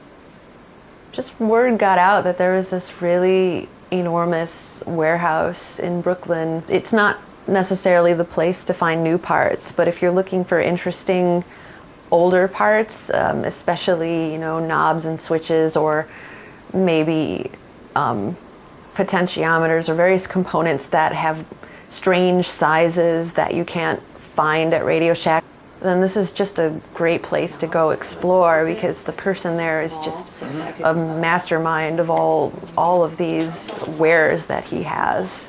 Yeah, but I didn't buy all of them. Just to try it. And what are the smallest ones you have? Are there just any like small plain black ones? If I have a reason to use, let's say, a potentiometer, which is essentially a knob that you use to turn something, dim something up and down, that was extremely small, which is what I needed to fit on my patch bay here, then he would be the person to call. You can imagine lots and lots of customers, and it's sort of like a therapist. I can't get too involved with each one of them, otherwise it's a lot of stories. But yeah, it was kind of interesting, because first of all, we don't see too many women playing around with this stuff, and she had kind of an interesting bill of materials, shall we say. These cords are vintage cloth cords, and you know, the shape of the old TRS connectors are slightly different than the normal 1/4 inch or 1/8 inch that you would plug into a modular now. It's one of the many great things about being in New York is just the ability to have a place like that there, that I'm just thinking like, wow, I'm just walking over to this amazing place that I can walk to from my house and just pick it up and go home and use it right away. That's just amazing. Through the hard work of Andreas and other boutique modular retailers, Eurorack systems and components have started to reach established musicians looking to get into modulars, or for some, to get back into them after a momentary lapse of reason. I had this sort of weird midlife crisis in sort of 99, 2000, and I just sold everything. This whole studio was just empty. Initially, I was pleased to get it off my hands. I thought we can fresh start. We'll go all computer-based. We'll buy loads of plugins and doors and do it all that way. I was starting to sell off a lot of my old synthesizers, some of the modular keyboards that I bought. I sold off my EMS to buy the Kima system and some of these advanced so-called DSP signal processing engines. Yeah, I think everybody did that at one point, at least everybody I know, because, I mean, that was just the future at that time. To be able to put your whole studio in your computer was, that's what maybe everyone was waiting for. And it started to get boring after a while to me. I'd sit in front of a computer and I'd be like, yeah, this is cool what I'm hearing, and I love all the control and the flexibility that I have, but I'm just not feeling inspired. Now I'd love to have all that stuff back again. And I'm buying a lot of that stuff I'd sold back that I had gotten rid of, and now my wife's always, she's like, before you sell any of your modular synths, it has to go through me first, because I don't want to have you crying for like the next few years that you sold your EMS or this whatever synth that you had, I started using like Logic and Reason and Pro Tools and, doing everything in the box. And then I just started doing a lot of Excel work on the computer, and that's when I decided that I never wanted to touch a computer when I'm writing music again, and that's what kind of got me back into the hardware world. I kind of love the nuances of analog patching and the difficulty of getting back to something. There's something wonderful about that. I've always kept my synthesizers. I've always, if I've sold any synthesizers, it's been digital shit. I just got this hankering to go back, and I think, oh yeah, why did I do that? I was so miserable. And then I started looking into buying it back again. It was like, twice as much I'd have to pay to buy it all back again. And then I discovered Eurorack, and I thought, okay.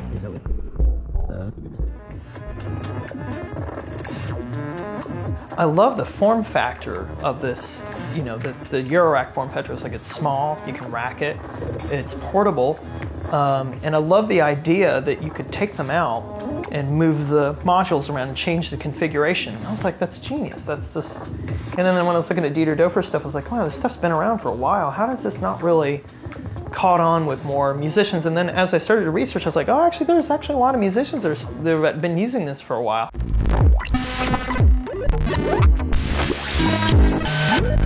When you're designing a modular based on all the options that you think, it just opens up a whole new world altogether. You're not working within the restrictions of a box that someone's thought of for you. You're really thinking about what the box is that you want. I can make my system brand new again by getting a new filter for $200 or something, and I think that's what keeps everybody going with it. And it's sort of like your build your own kit, and no two are going to be the same. I think that's what it's about, is modular synthesis opens up, for me, now a new world after even working on synths for 30 years. I'm seeing why this is so cool right now. I see why it's easy to get into, and now you have options. You don't have to go with necessarily one manufacturer. You can pick from, a wide selection of different varieties with different timbres and colors, and if you want to go with digital oscillators, you can go with digital oscillators. If you want to go all analog, be pure, you can go that route. The modules now are just stellar. I mean, the modules that you never even think of. It doesn't have to hark back to that old terminology, technology, any of that. And I'm not like an analog purist. I'm quite happy to use digital modules. You can have modules that sample, and you can manipulate those sounds.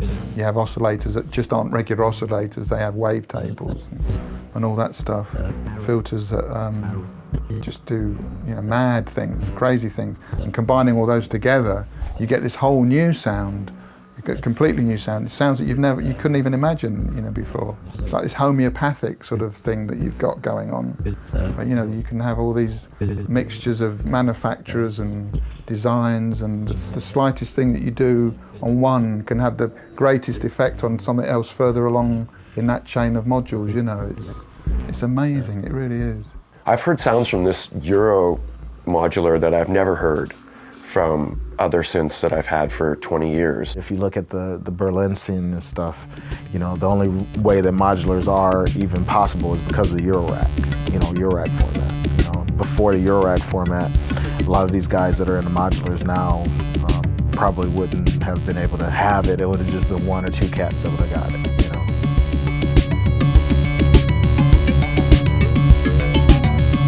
In some cases, musicians who never had access to the original machines have found that it's better late than never.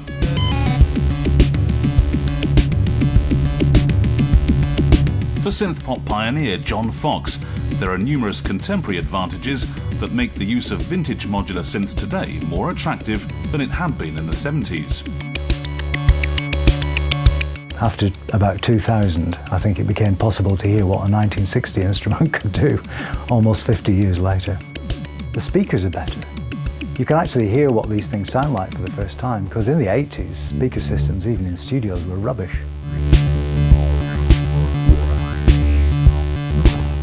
It's a fantastic technological loop that we've been through, I think.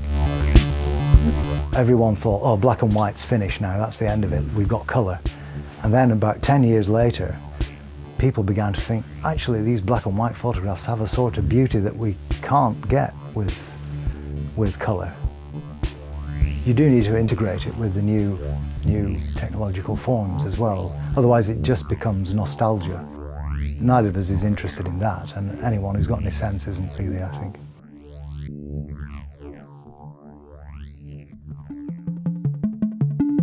Eurorack is definitely not the only game in town.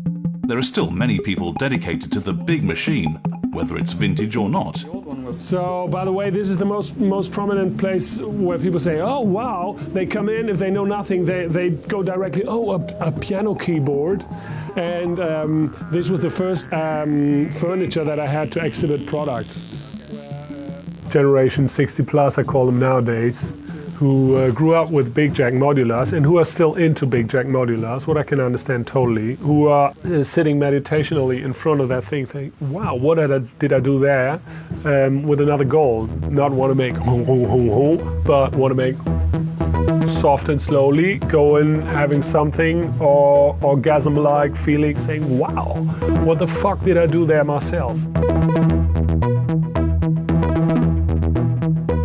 Moon Modular is one of the few European-based 5U manufacturers supplying real-time sequencing nirvana for those who crave the Berlin school sound of vintage Tangerine Dream.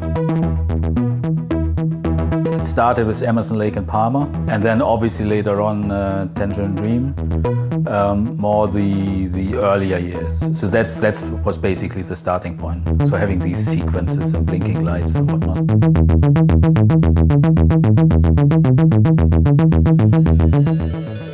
I think there's a lot to be said for the bigger systems. Personally, I prefer large format stuff because as I get older, my eyes are getting worse. I don't really like big jacks because you have a big box of something standing around and it can't do much because it's so big, you know. I prefer having smaller things that can do a lot.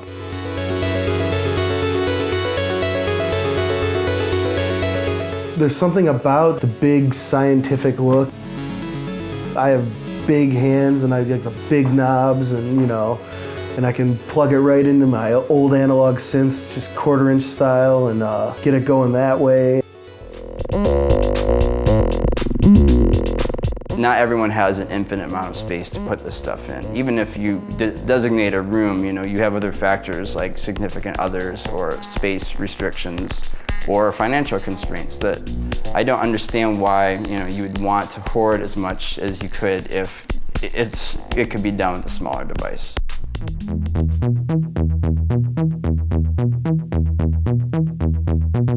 The 5U guys have got all kinds of strange ideas. Most of them are stuck in the 70s, basically. They're older.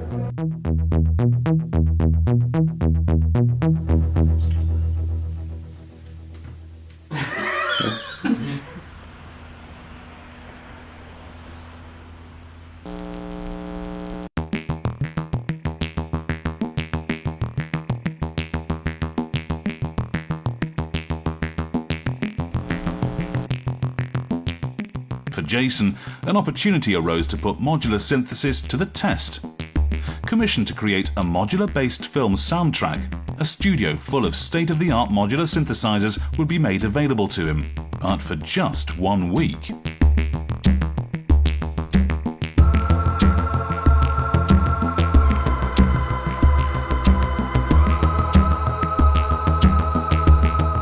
What I wanted to do was spend some time with a certain group of synthesis methods and come up with some ideas using that, some patches and some sequences and things like that.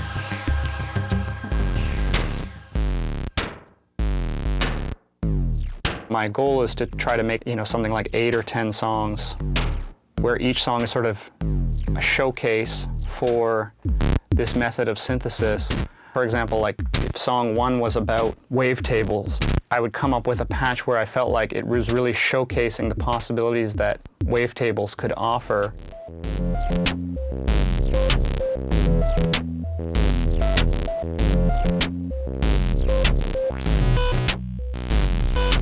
I want to make sure that I incorporate that as sort of like a main hook or a main like key element of the song.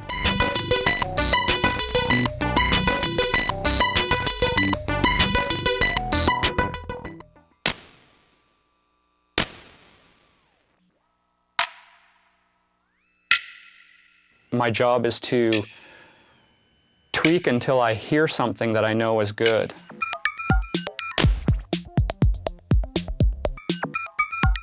And then that's the moment where I take it from there and make a song out of that. I mean, the important thing was that I'm using it to a musically useful end. So that's the goal. In the middle of his session, he was visited by his old friend Bruce, who had a new module, this time in the Eurorack format. All right. So these are the gates, right? So they go to your envelope generators. Yeah, put that into an envelope. Even the mighty Modcan brand could not resist the massive tide of Eurorack users. Very tight on the. I'm used to it, so. Not much room to move. Is there anything I would I wonder if I would have something here. Like something actually, that this would offsets? boost it. This would boost, yeah. Yeah, This. you can try that then.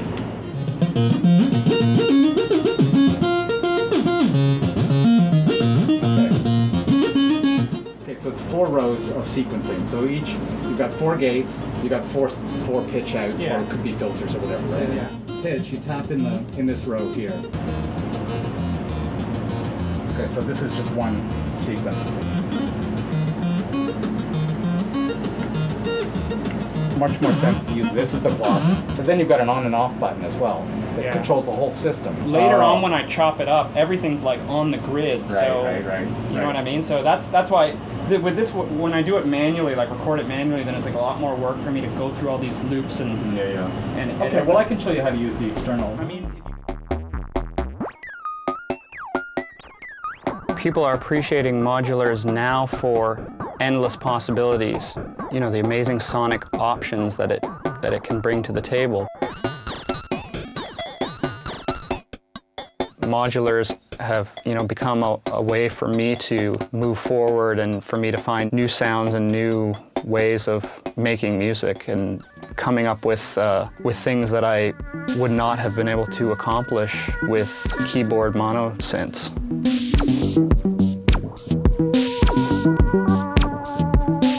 The all-modular session was a success, and if you want to hear it, it's for a film about modular synthesizers called I Dream of Wires.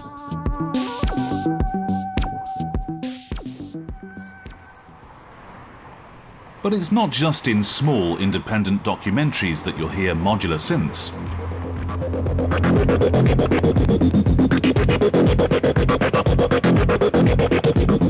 Using a modular synthesizer for soundtrack work has always been a challenge. With harsh deadlines and endless requests for adjustments, it's a risky endeavour.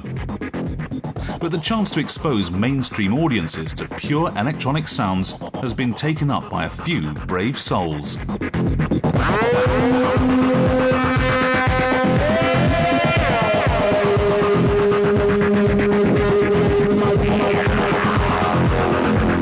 Ever since Trent Reznor got the Oscar for his score for Social Network, it really seems that that's kind of opened up the door for a lot of these type of sounds. The Social Network changed the aesthetic a little bit to say, oh, you know, maybe it's okay to sneak in something that just doesn't sound like John Williams or, you know, a big live, legit scoring date, that it's okay to have this stuff in the raw.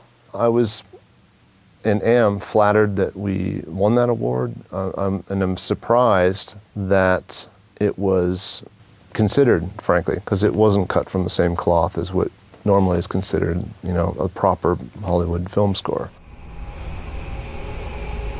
Hans Zimmer came up to me and very generously said, you know, I'm happy to see that you guys are winning this because it helps us all. You know, all of us that think that sound is sound, it's just tools. I mean, we didn't go into it thinking we're going to try to win one for synths. You know, it was just like, this is what was the appropriate tool for us to achieve what we wanted to for that picture, you know.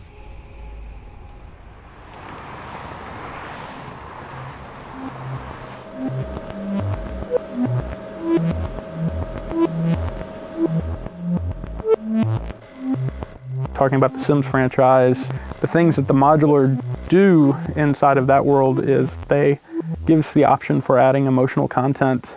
The sounds that are really, really difficult in our world are things like user interface and those sorts of things that are so emotionally resonant with the game, but they're also so small that you don't know how to register them. We spend lots and lots of time making sure that when you click a button, you're not annoyed by it. 3 oscillator type synth gives you quite a bit of room to move sound around, so you get a nice solid attack.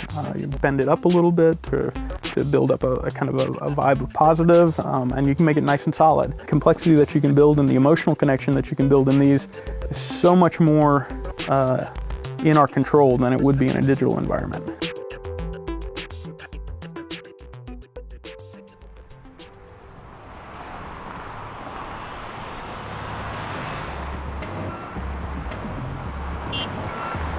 One of the greatest challenges facing any modular-based musician is one of the very things that helped kill Machine in the 1970s: live performance. We had a quite laptop-y time with Sun Electric, and for the audience, of course, it's the most boring thing as a laptop act.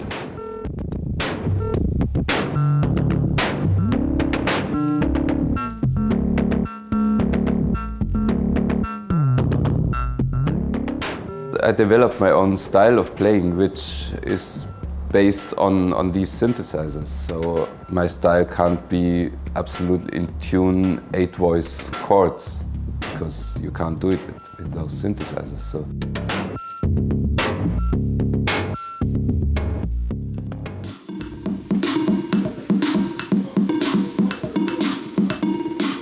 I think it was just naivety and thinking, yeah, it'd be fine.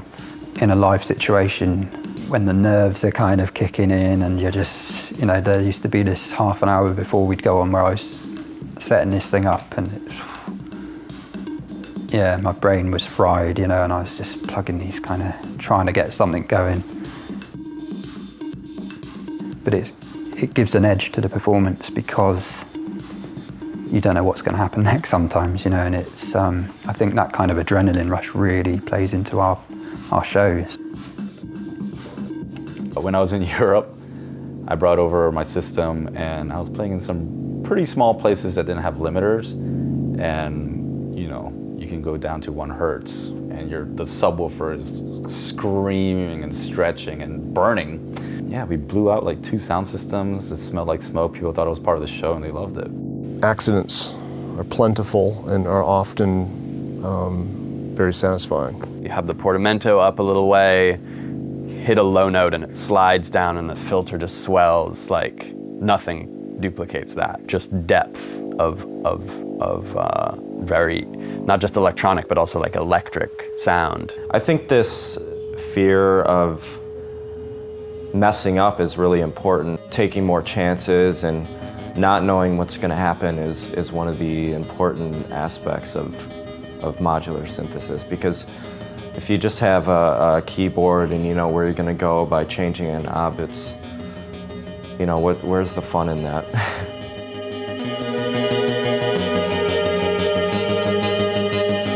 The ergonomics of playing a synthesizer, you know, an analog synthesizer, when you do have, you know, jacks and there's drift and there's, you know, fragility and there's vulnerability, it is like, there's something akin to playing like guitar, you know, strings could break, or violin, the horse hairs could snap, or there are all sorts of environmental and material restraints on the instrument. It's not simply it's not a playback device.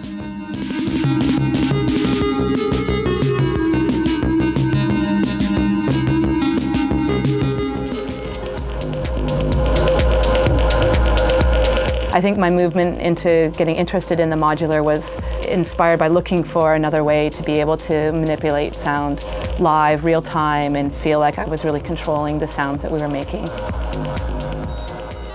I definitely think that people are looking for something more authentic outside of the virtual world. That's in part how I got into it as well, too, just being frustrated by being in front of a computer screen and finding that really unsatisfying. And I'm a very hands-on, tactile person, and to feel stuck at the computer, even with a controller to operate it, it feels really limiting, and I wanted something that was a bit more raw.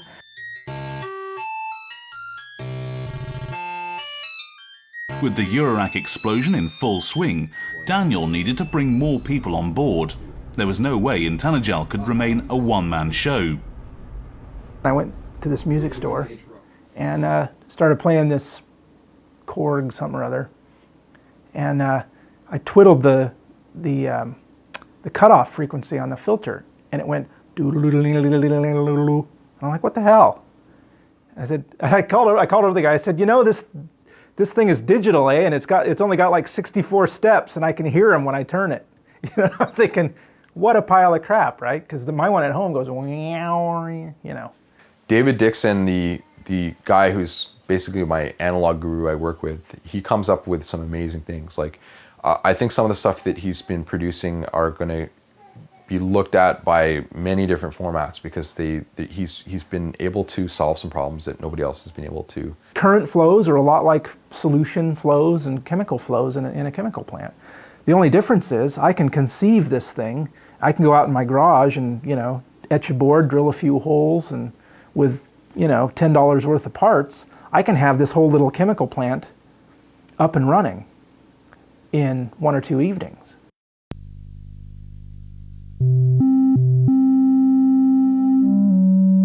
The breadboard stage is usually Dan and David, and then by the time it's like a workable module, then I get my hands on it and start to play with it. We were looking for sounds that were not normal, not classic, new sounds, but sounds with variation, where although the melodic structure or the rhythmic structure is simple, the timbral structure is complex and controllable. And with a modular, that's very easy to achieve.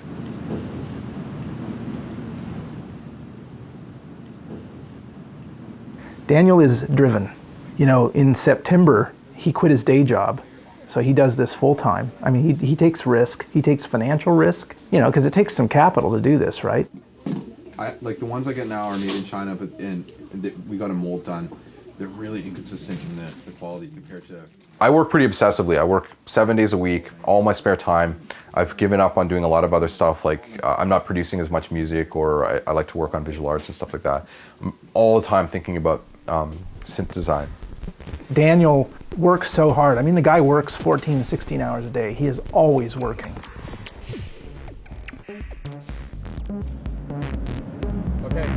For Bruce Duncan, success is never measured in units sold. He continues to run his company like a custom shop.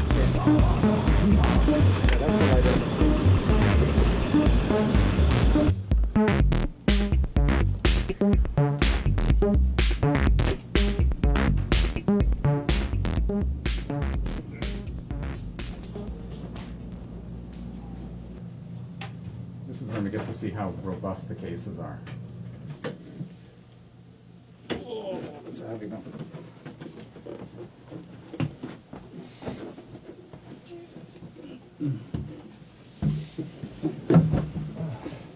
Now you can replace the big bee photo. That's right. The beep beep bee. The world's biggest bee.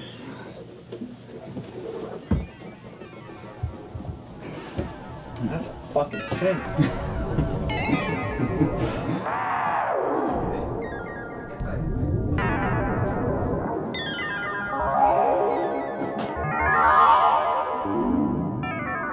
Over the course of a year, as Laurie's switchboard synth began to take shape, she would have to invent new and unusual controls to make it all work.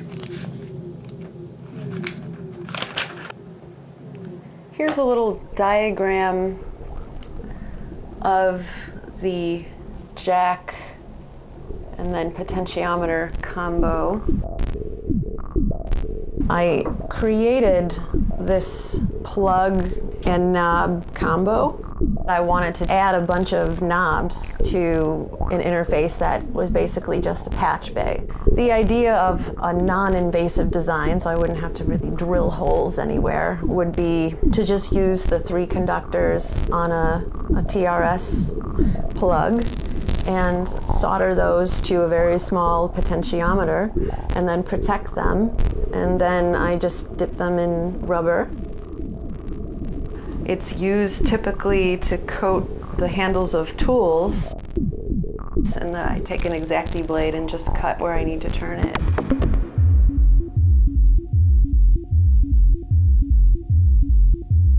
I completed my 2 sequencers.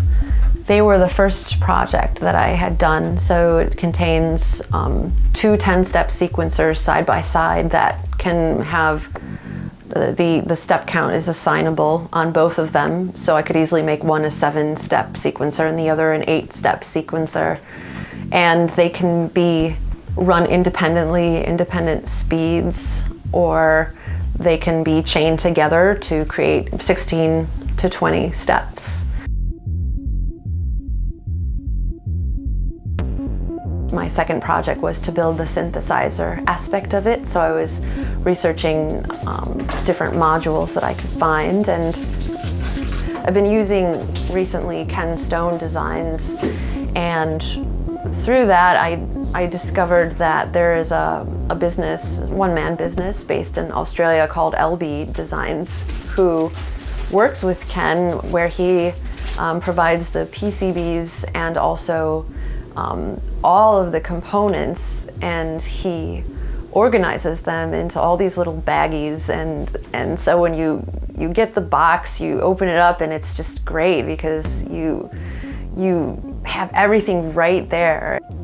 So this is a kit of a module called the bi-in-tick filter. This module actually has 2 boards. I love soldering and I love putting together kits, and there's something very satisfying about building something you can see, because there's a finite stage of now it's finished. Now I feel good, I've completed something.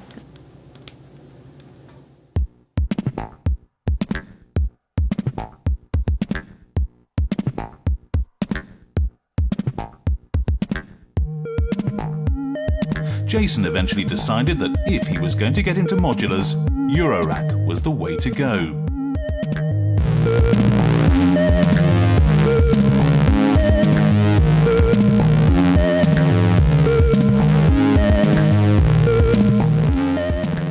Not long after he got his modular system up and running, a very special guest arrived at his studio. I had the opportunity to borrow this Moog System 15, so it's kind of like a gear lust sort of milestone, I guess. You never would imagine that you would get your hands on something like this. It definitely has a really old, beefy sound, which is amazing.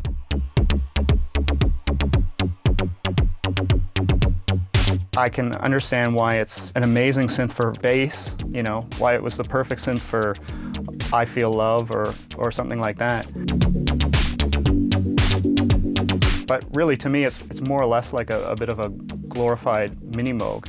Although I did find that being able to cross-patch it with my Eurorack definitely made it a lot more interesting, as well as I have these Mooger Fogers.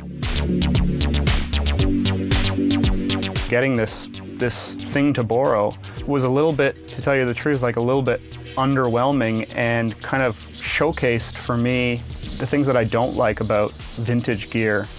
I wasn't able to even use it for the first week and a half because the oscillators were just, you know, crazy out of tune, drifting, fluctuating. So just a couple days ago I got this track together, and it was the first time I was like, wow, okay, there's a steady tuned part that I'm able to use out of this. Definitely huge sounding though. I mean, these oscillators definitely have some kind of magic to them, that's for sure. Whether you prefer the vintage machines or the latest Eurorack has to offer, technological progress threatens the very existence of analog electronics. Modern-day modulars may well end up as rare and collectible instruments sooner than we think. As time has gone on, the analog pool of parts that are available to buy shrinks every year. It's quite disturbing to look at some of these modules that are being made now. They're being made with chips that you won't be able to buy in 10 years or even in 5 years because the manufacturers are shutting down their old fabs. Today's technology, it's a lot of digital processors. It's a lot of microprocessors. You can buy PIC processors for, you know, a couple bucks. So block A, I can pick the logic type, one of 7 types, and block B, I can pick the type 2. While continuing to develop more Intelligel branded modules, Daniel recently partnered with Jim Clark of Cylonics. His CycleBox is a fully digital device, but can live and work side by side with traditional analog modules. Could this be the future of modular synthesizers? At McGill University, where I teach electronics, for a long time I was teaching courses on digital system design, so I'm fairly good at designing digital systems. It's a digital oscillator. I look at it as a very high quality digital oscillator. Digital oscillators in the past have had, you know, a bad rap of having a lot of aliasing noise and other types of artifacts, which some people like. They like that digital sound. I was trying to go for something that would be, if not as good as analog, at least approaching that.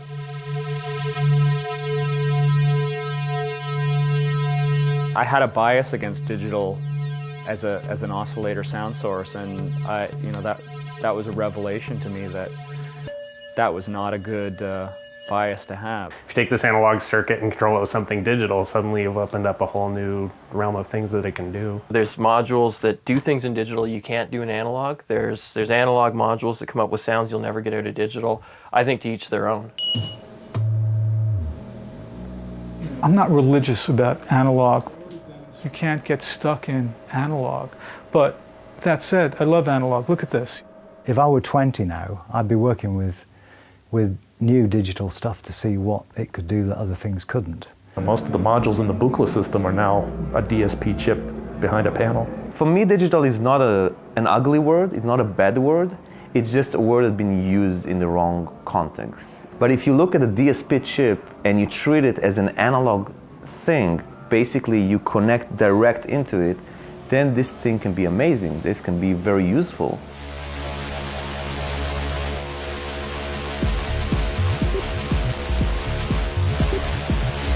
Since the beginning of the modern-day modular revolution, computers have been relegated to handling recording and sequencing. But now your laptop can finally speak to a modular synthesizer in its own language: analog voltage control. Silentway is a suite of plugins that largely deal with generating CVs as audio to drive analog gear, probably synthesizers of some kind, through the medium of audio and audio interfaces. Audio is a varying voltage and the CV is a varying voltage. It's all just voltages, and you can, the whole joy of a modular is you can plug anything into anything else, right? So if you've got a signal, it's audio, it's a CV, plug it in. People are still looking for ways to combine these two worlds. It seems kind of alien because the modular is kind of earthy and you're just putting wires, but it's really an analog computer. I've got loads of logic modules. When you're thinking about, I want this sound to sort of go whoop, then you're thinking of a graph curve and you're thinking of how to make that. Max is kind of like just an extension of that. It's just you're connecting boxes. Like if I want this shape of graph, I'll, get a graph box and draw that shape and have it trigger or whatever. You're going, through the looking glass of the computer and the real world. This kind of free flow between the technology, this old supposed technology, which isn't old at all, it's like seamless. We don't try and hide the fact that we use computers. And with modular, I would never try to make some track where, it was just the modular and I'm just running it right in and I don't edit and I don't cut it and I don't touch it or something like that. Maybe I would try just as an experiment. That makes a lot of the things that I've always wanted to do possible because I only have two hands, and with that sort of thing I can have, I think I have right now 16 or 18, CV sources coming off the computer. Things are possible now that were never possible before. Control voltage signals can come from anywhere. Any fluctuation in a voltage can be a control signal. Potatoes, you can use a potato as a battery or something. There's this whole movement of using vegetables as control voltage sources, just to see what kind of interesting sounds you can get by controlling your oscillator with this potato.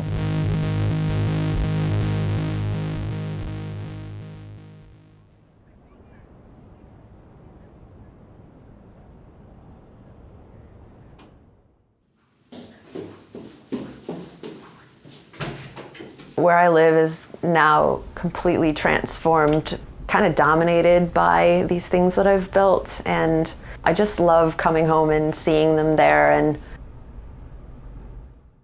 certain operators, especially in small towns, they actually just lived with their switchboards like it was a family member. I live next to these things that are more than just a means to make music with, but they're a whole space to reside in.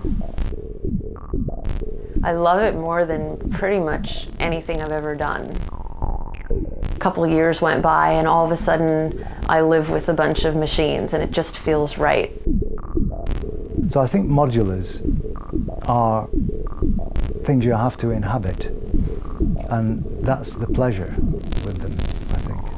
That's the intrinsic beauty of them as well.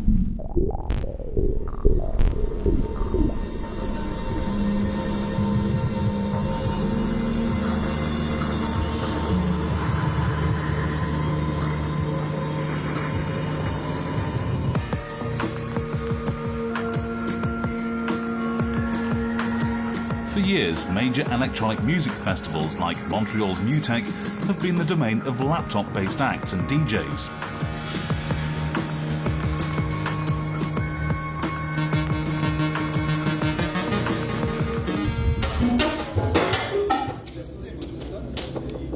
But recently, the modular synth has started to make its presence known.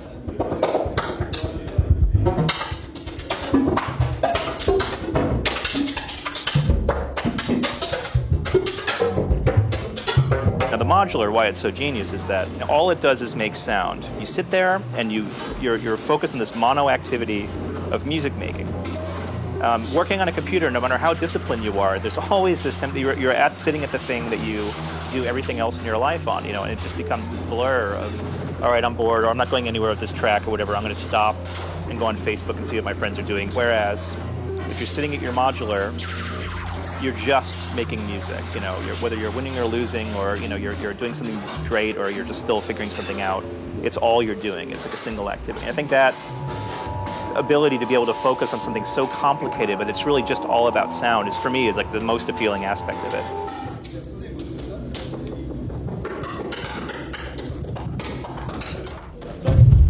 At MUTEK 2012, Orphix's Christina Seeley teamed up with Jessica Lanza and Junior Boy's Jeremy Greenspan for a performance dedicated to Wendy Carlos's classic Switched on Bach recordings. I got switched on Bach as a teenager, for sure. I've always liked Bach a lot. He's always been my favorite of the great composers, you know. Bach music lends itself well to reinterpretation and to technologically driven instruments and that kind of stuff. I think possibly because the music is so mathematical. And I like that idea of combining the classical nature of the Bach piece with something so abstract like the modular and what you can do with it. I don't necessarily like the idea of recreating a particular type of instrument with the modular, and I like it because it can become so abstract. I've been playing classical piano for a pretty long time, since I was probably 11 or 12, and I went through the conservatory and did my grade 9 piano, and it's always a requirement that you have to play a Bach prelude and fugue, so I've been pretty familiar with his music, so Jeremy and Christy needed somebody to do the actual playing of the piece, so you know, I knew how to play classical piano.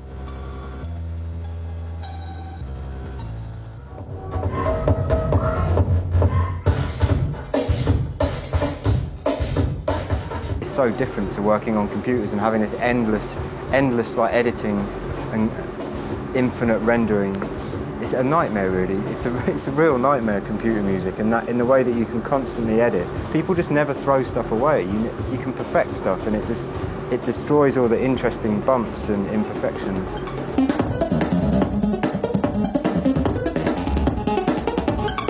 I just want to get to know a few things really intimately. Like the way I use it in my live show is just a few oscillators, and can do so much with so little with modular stuff. I haven't got anything other than real basics, but as soon as you start repatching stuff, it gets interesting really quickly.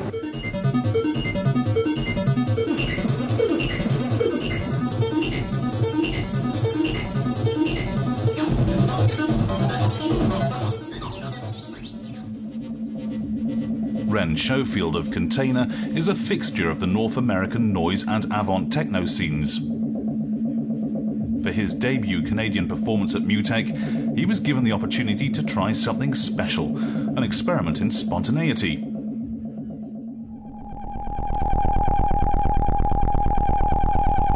With the loan of a small Eurorack system by Pittsburgh Modular, Container was given his first experience with using a modular, live or otherwise.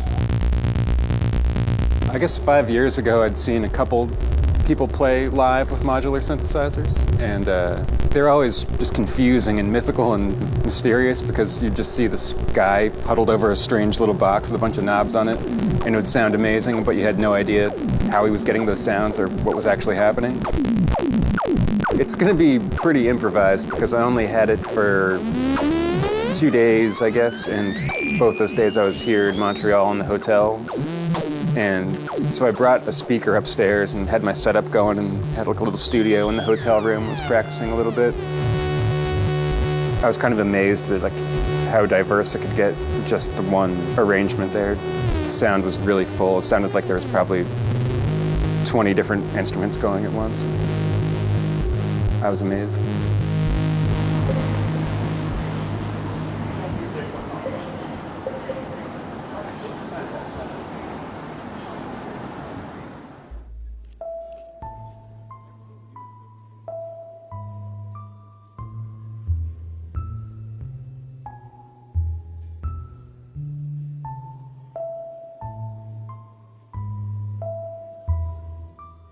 The first time we run through it, the sounds are kind of recognizable as synthesized sounds that, you know, make sense in terms of working with the music. You can hear the music as it's sort of supposed to be heard.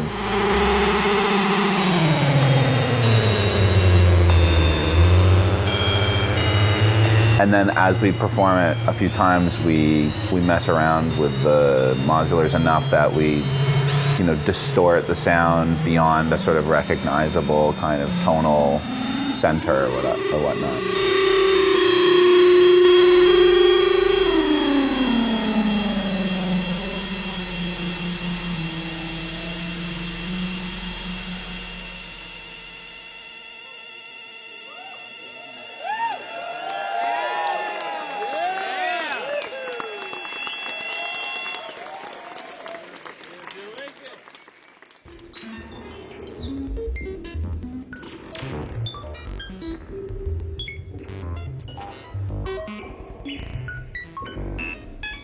This patch I'm running tonight is like the entire thing is just sampling white noise to generate everything. Like it's, multed a million ways and run through different things, but it's literally, if I pull that one cable out of the white noise source, everything stops. And it's just like, and that being able to trace the entire like formed piece of music back to one single signal is like the atomic, the atomic root of the song is, it's amazing. That's the coolest part of it.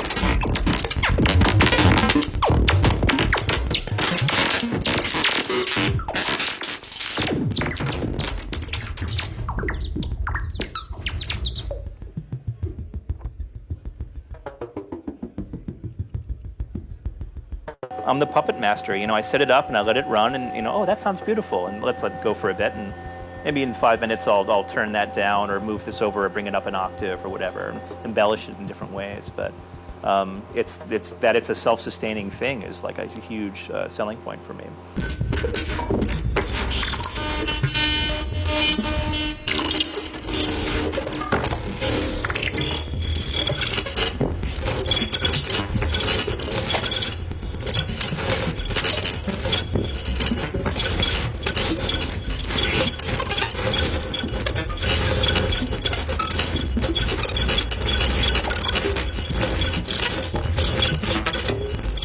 There's a lot of like Ghost in the Machine kind of moments in there, and that's that sort of intangible quality of even if you are super familiar with what you're using and you're constantly surprised,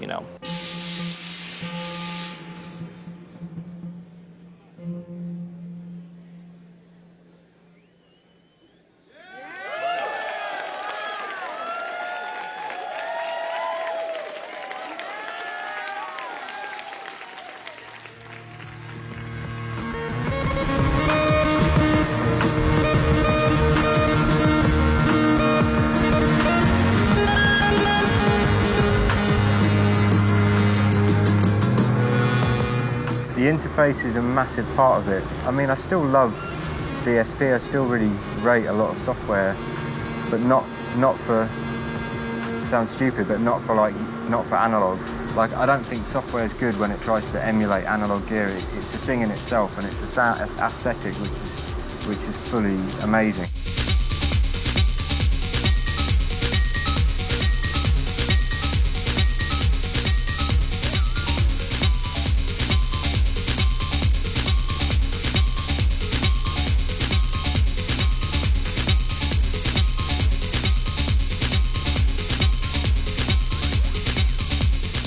I don't think it helps to know too much what you're doing with music. To a certain point you need technical knowledge, but it's all about getting beyond that. And I certainly don't want my music to sound like a technical demonstration. I want the technique to be kind of invisible.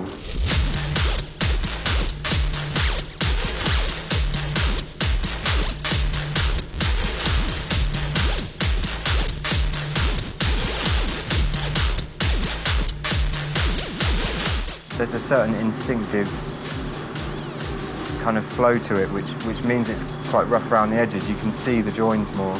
I don't like it when live shows are too smooth. I mean, I use the modular stuff, and it quite often goes out a little bit, just because the sort of shuffle and quantize on the drum machine I have it doesn't quite link up. So you have to kind of get around it. Well, I get around it physically just with faders and kind of using the faders as drums, really, like pushing stuff in, and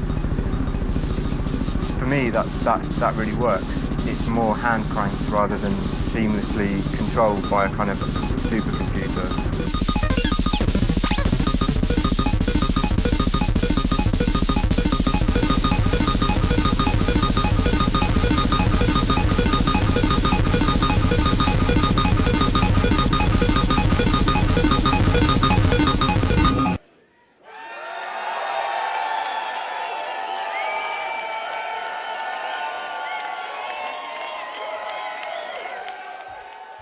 There's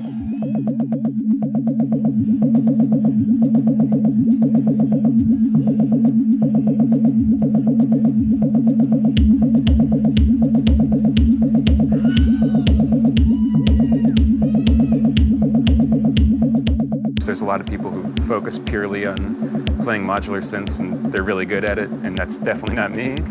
But I'm always up to do something like improvise in a strange way or use gear that I'm not familiar with just to see what happens.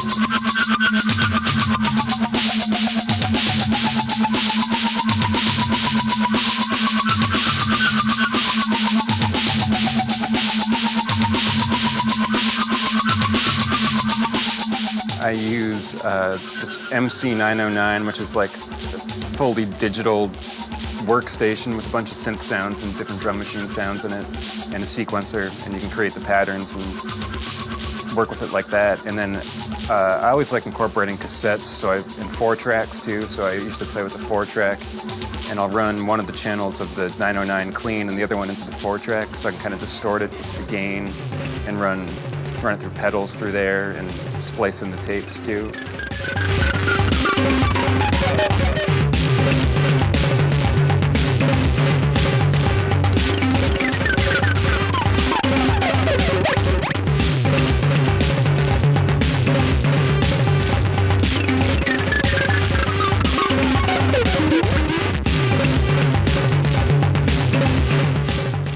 I would find it really hard to work with just the 909. It's once you get the cassettes in there and the 4-track and the distortion and all the effects, that's when it really starts to make sense.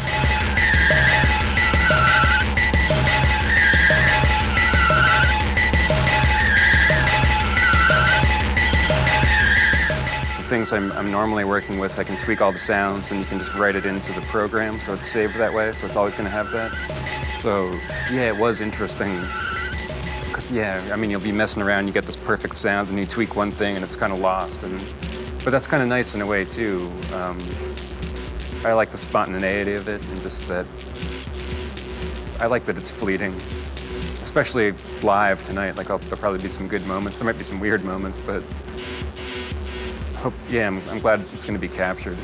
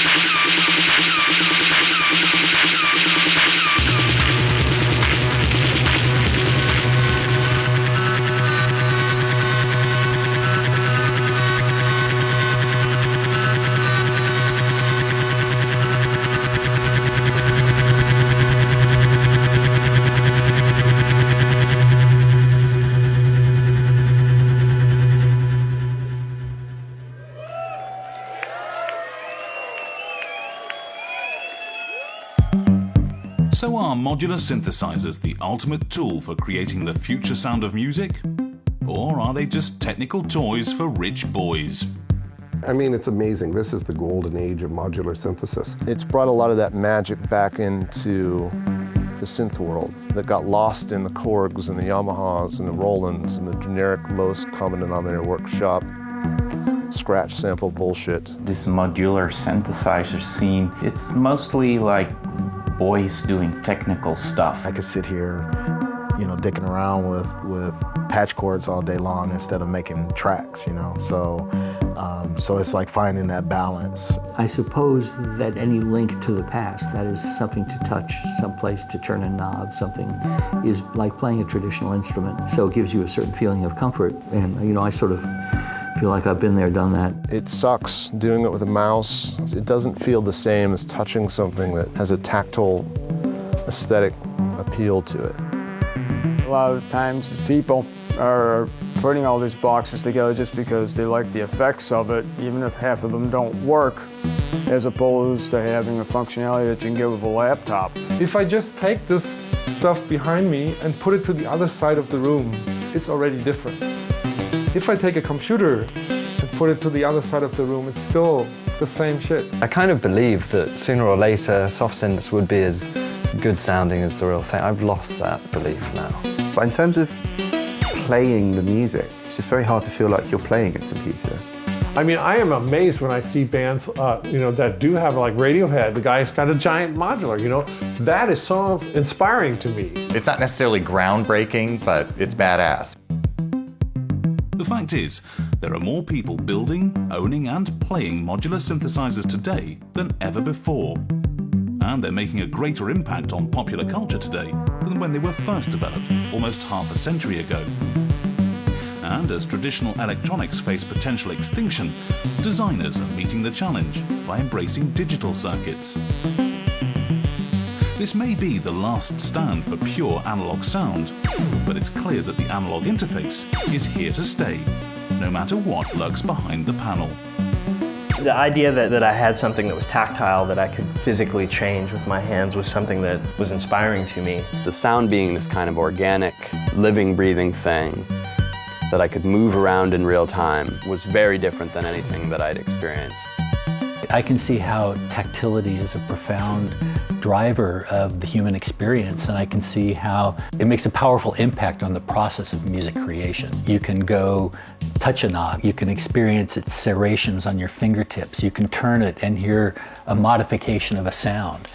And I think all of that is tremendously appealing. What you see now is just an explosion of ideas coming from all around how to connect to this stuff. You see video modules, you see audio modules, you see people connecting like membranes to the brain and controlling the voltage control. The revolution is here.